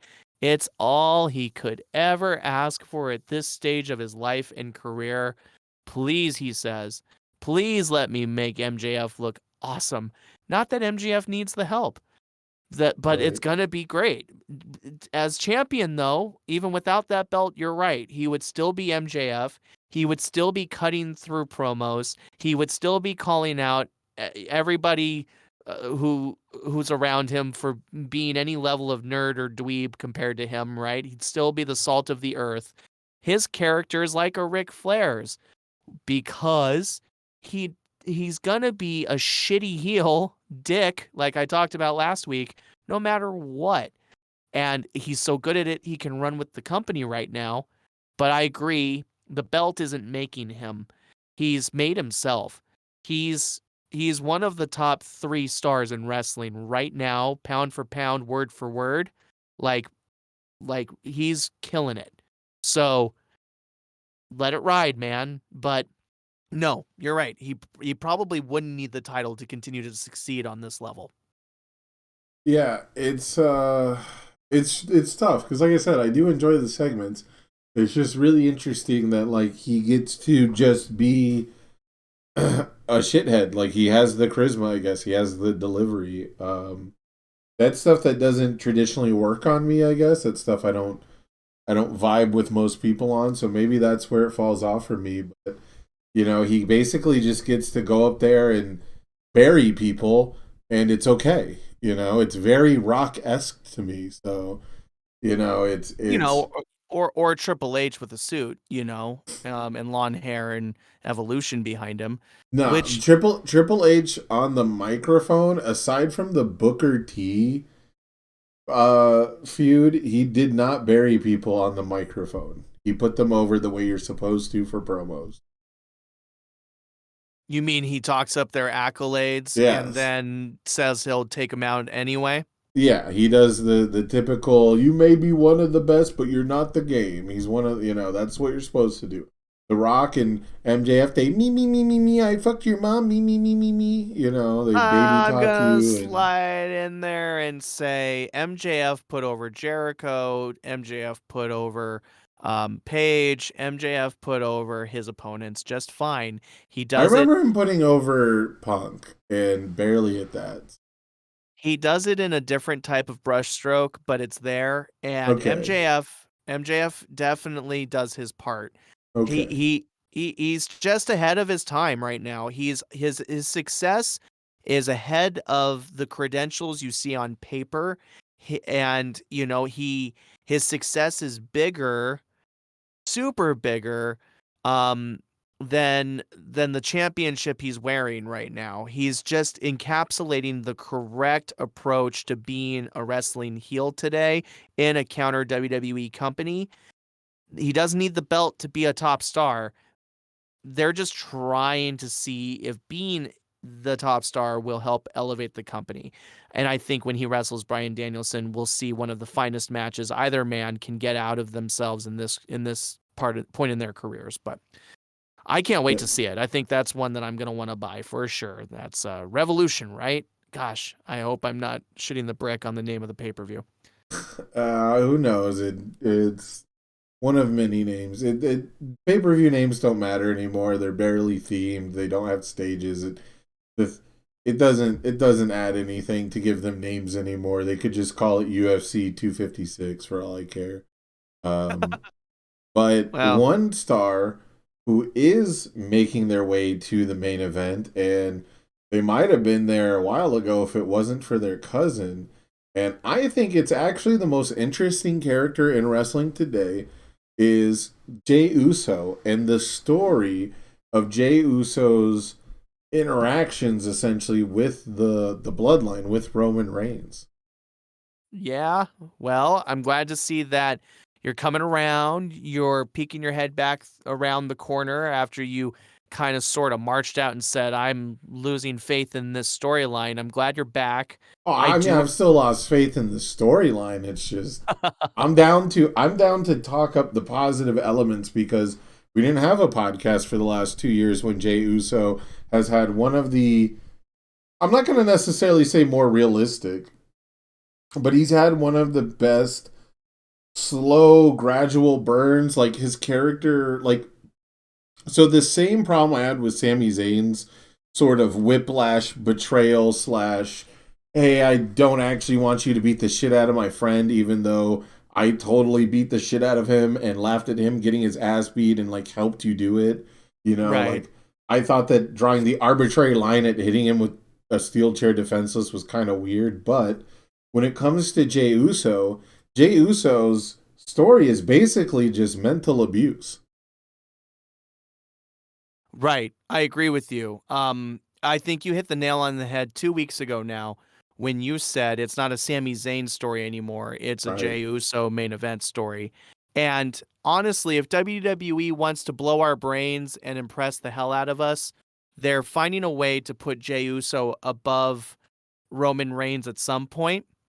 Um, because that was the beginning of this story.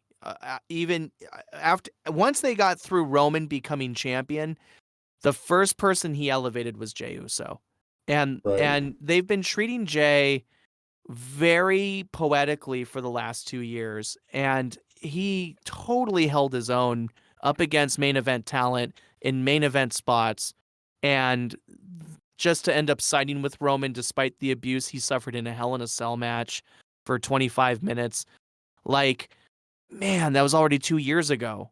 That was Unbelievable. one of the best and simplest and most common storytelling element. Like, this is one of those things where it's not new. The story they told in that I Quit match, where the only reason he quits is because of Roman punishing his brother, right? Like, that's not a particularly new story. They just executed it very well. I'm totally with you.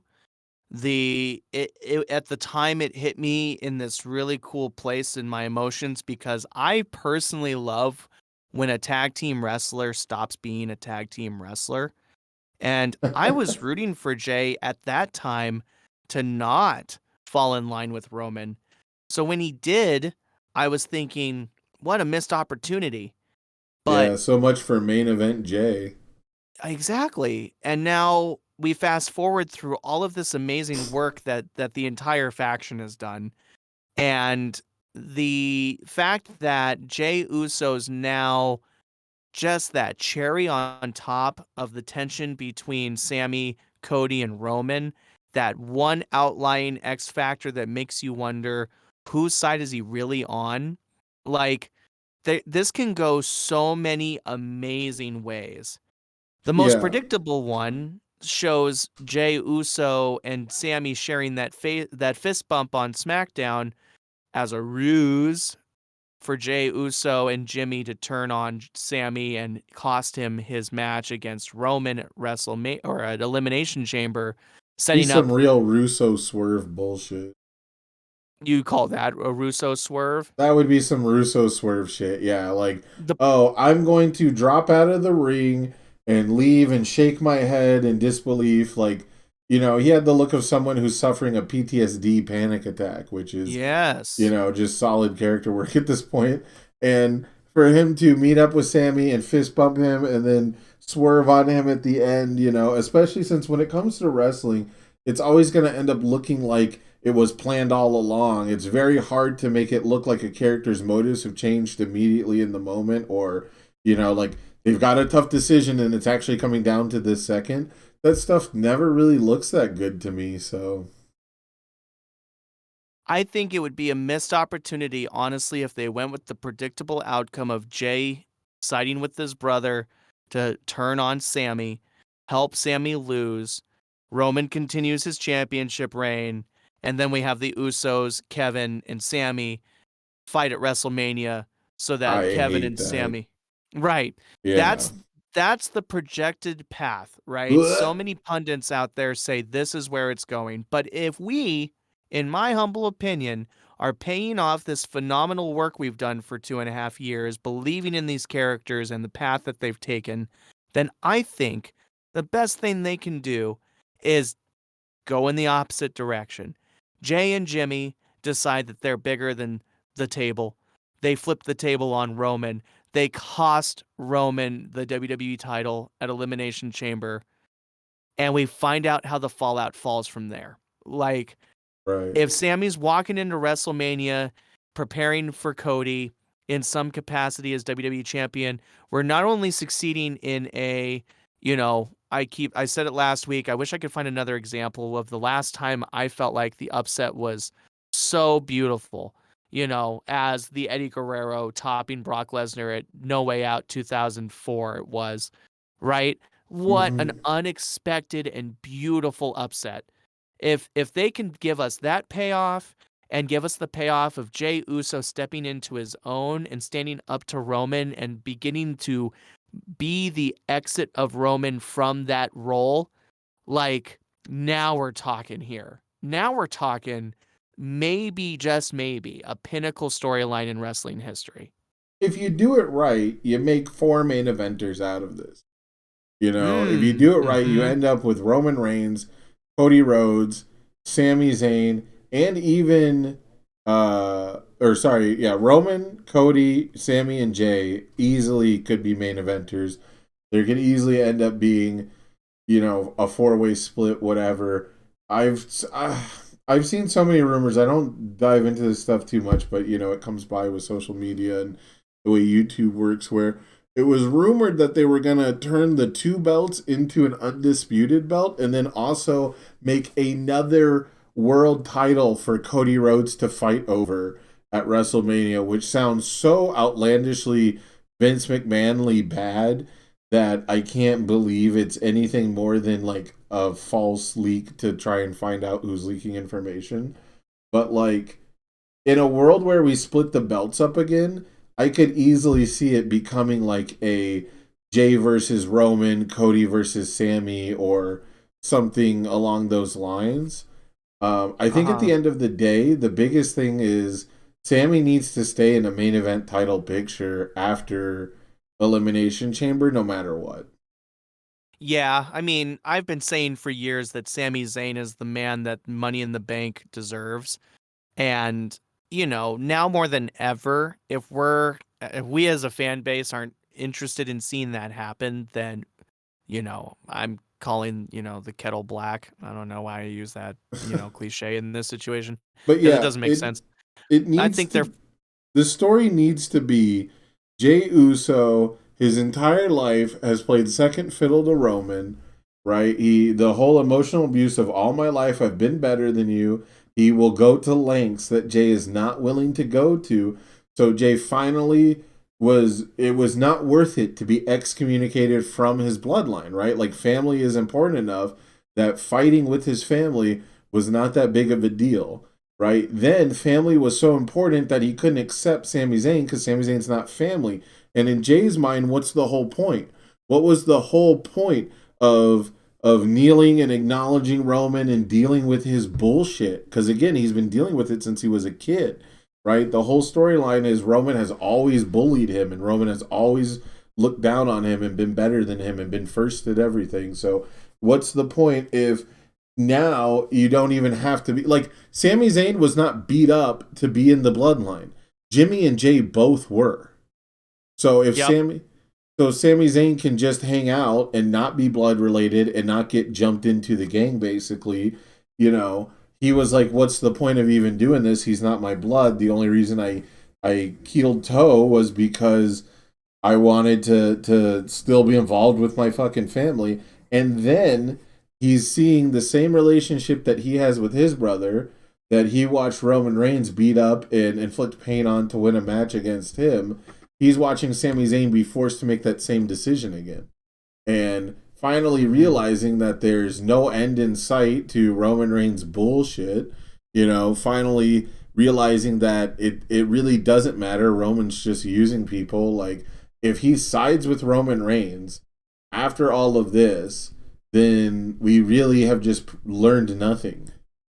I agree. I think as much as so many pundits out there are predicting that Sammy's going to get turned on, buried, and beaten and bruised at Elimination Chamber, I think what we're building for is one of the better feel good moments in a long time. I don't know, man. I feel like I think you're right. I think Jey Uso's story is not written to just fall back in line with Roman right now.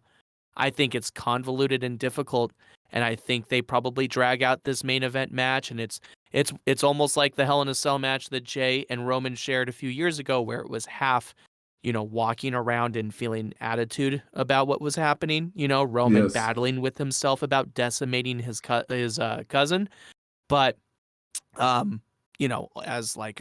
as a character thing, because Right, but the he has no importance of being problems. acknowledged outweighed the damage he was inflicting. Right. Yeah, absolutely. He needed to prove how dominant he was, so of course he doesn't mind bludgeoning his cousin at the end of the day, right? It's about Jay realizing that enough is enough, and this is just a train of bullshit that won't stop. And I can argue for you, my friend, that while, yes, we may create main event stars out of Jay and Sammy from this if handled correctly.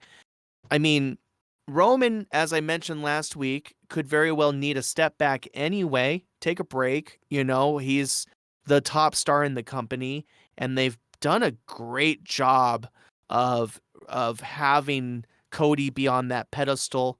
I think fans are pining for Cody to be on that same level as Roman anyway. He gets to take a step back. Let's not forget that Solo Sikoa has been booked and presented arguably as dominantly As a heater. as Roman has as a heel, absolutely crushing guys. I've told you before, and I stand by it. He looks like the best and most beautiful breed or combination of Samoa Joe, Umaga, and a wisp of an Uso brother, because they're Damn, name literally one more brothers. Samoan guy. Go.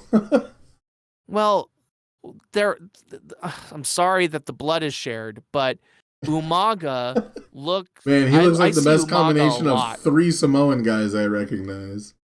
I feel like the style's stupid, man. It looks like those two. It looks especially like Umaga and one of the Usos had a kid. Okay, like the in-ring work is just so reminiscent. I see so much of that kind of attitude and character, and he wrestles like Samoa does as his height, or Samoa Joe does as did at his height. Like Okay. Sikoa's been booked beautifully, and he's going to come out of this whole thing being pissed off, ready to break fools too. So programs are standing at the ready. This has been so good. Sorry. So, who do you want right now? How do you want the main event at WrestleMania to look right now? So right now, Sami Zayn upsets Roman Reigns with the assistance of the Uso brothers. Roman is absolutely infuriated and wants the title back, but wants to put Jay in his place. And Cody's there too. I think if we're building it right and making it important, I'm in my gut, without knowing what happens next, saying Sammy walks in with both belts and we're having a fatal 4-way. Oh my God. All right. I have Jay, Roman, and Cody challenging brand new champion Sammy in a fatal 4-way where the match is determined by Roman Reigns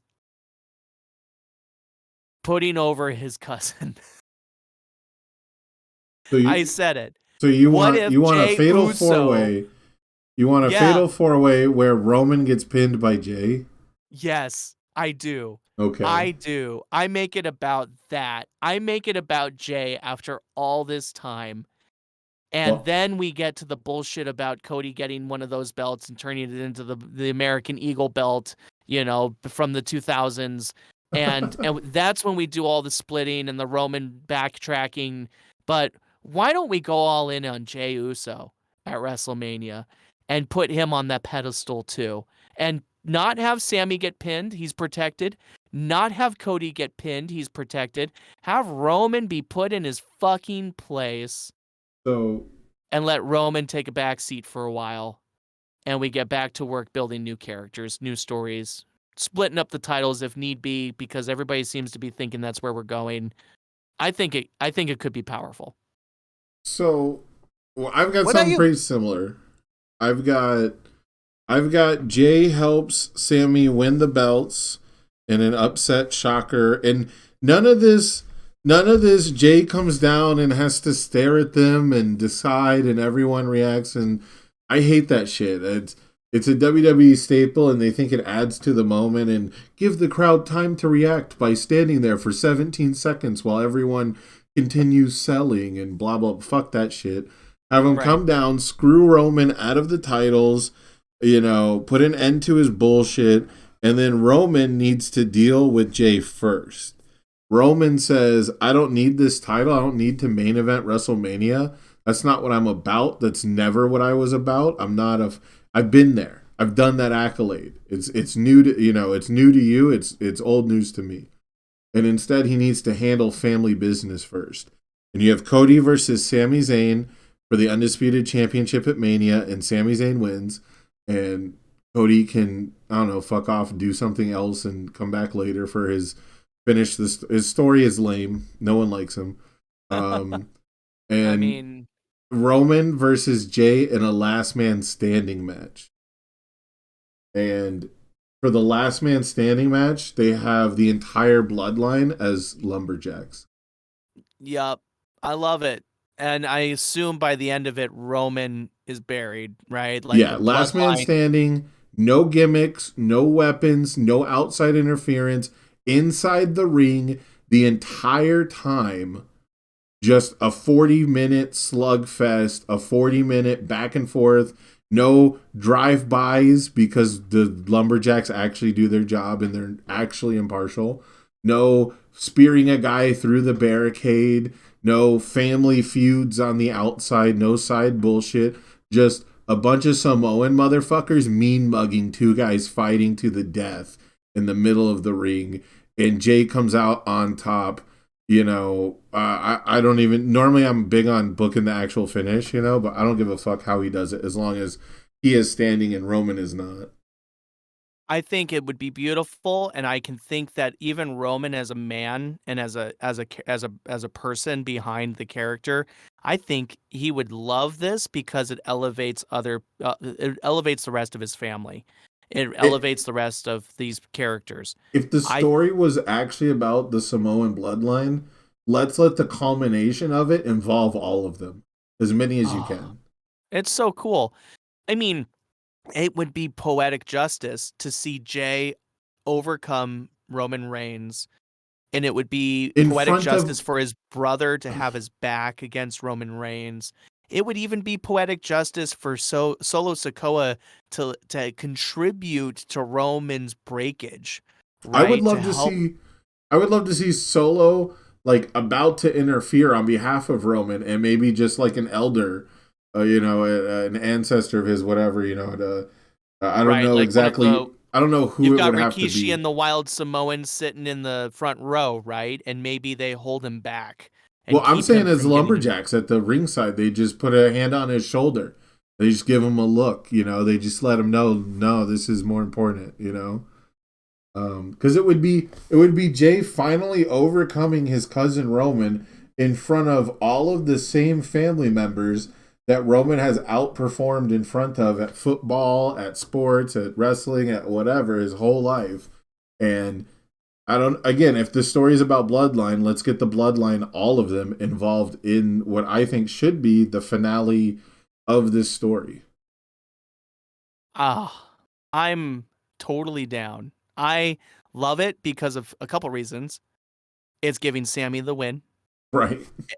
Because I would love to see it. Forgive me, everybody. But Sami Zayn has been the reason why the bloodline had another 6 months or 7 months on its, on its legs, giving a whole new tier to the emotion of the story, and also showing off his phenomenal and completely appropriate top tier, character work. I want to see Sami get that win. I would love to see Sami and Cody have their own big epic blow-off match. It changes the paradigm of what a main event star looks like in WWE, which is an important step right now because I would say that landscape is truly changing.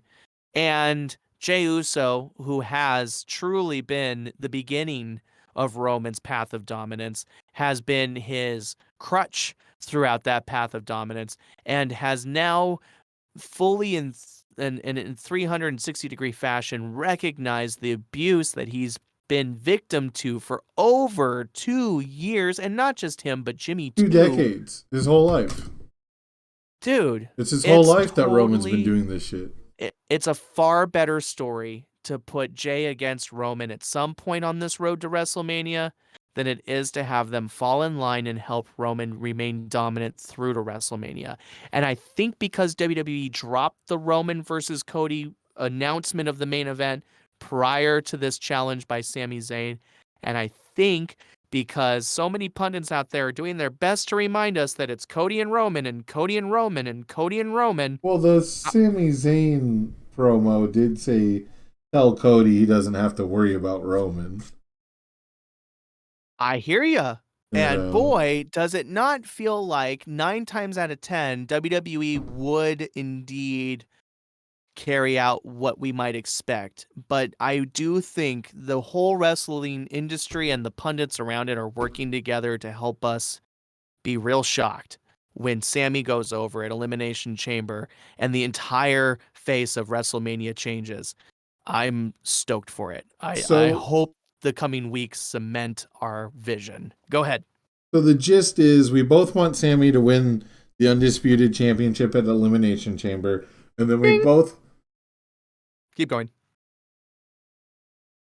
Is that not true? Did I miss something? I was just trying to say right. Like, ding, like, you're right. Oh, okay. Let's like putting a finger up. Like, so sorry. I won't shit on you. Keep going. Right. So we both want Sami to win Elimination Chamber. And we both want Jay to go over Roman at Mania. Is that accurate? Yeah. That sounds great. You know, I wouldn't want it to come at the expense of Sami, but, you know, I don't want... And so how important to you is it that on a scale of 1 to 10, how much do you want Cody to walk away WrestleMania as WWE champion? I feel like Cody's story still has plenty of time to pay off. And I think as a smart wrestling man, as a former executive vice president, as somebody who's watched the product while he's recovered, Cody Rhodes, I believe in my heart, is not the unselfish individual that the character would be if he walks out of WrestleMania with the title. I think he can wait a little longer, and I think Cody will. And I think he'll win Money in the Bank if Sami wins the title. And we'll have a bit of a longer payoff for Cody. And there's nothing wrong with that. Because otherwise it's a shotgun right now for him. And it's totally the wrong move. So my preference is to avoid Cody winning at WrestleMania and let him have his day sometime later in 2023 or into 2024. I think they have the ability to do that with another long-term story for Cody and not just shoot the shit for this one. What do you think? I think that's right. I think maybe it's the injury from, you know, the pectoral rip that sidelined him for most of this awesome story that he's trying to finish. But right now it feels like we have a beginning and we don't really have a middle, and we're just zooming to the end because the Royal Rumble exists, and I'm just not a fan. But what do you guys think down below? If you have made it this far, I truly, truly appreciate it. I absolutely love each and every one of you who hangs out and listens to this podcast. And if you've listened all the way, I am eternally grateful. So let me know down in the comments below, you know, who do you want to see win it Elimination Chamber? Who do you want to see as the champion go into WrestleMania? And then what do you think? Should Jay go over Roman Reigns? Is that how the Bloodline story should end? Let us know down in the comments below. Sam, another successful week of Scheduled for One Fall. I feel like all of our topics have been pinned to the mat. 1, 2, 3. I can't wait till next week to discuss really the aftermath of Elimination Chamber. Isn't it this weekend? Please tell me it's next weekend. I'd be so excited. Man, I mean, you're going to have to get much better at just Googling that, like, when I'm talking and before you start to talk, because then I have to do this bit where I kind of like chastise you while I Google it. And I think it's next week. I think it's not. Well, it's like this weekend. It's weird because it's a weekend, bro. Boy, are we good at improv or what? Making me look up a fucking calendar to answer. 1 week from now, Sam, we will know the outcome of Elimination Chamber, 7 and so will days. you, fans. Yeah, 7. Which I see. Here's the problem too: is we're recording this Sunday night, right after the Super Bowl, which I'm very proud that we didn't get sidetracked by talking about. But the people will be hearing this on Wednesday, which will be like 3-4 days away from Elimination Chamber. So, anyways, that's us for this week, guys. Thank you for tuning in. We'll see you next time on another Scheduled for One Fall podcast. Peace out. Congrats to the Kansas City Chiefs.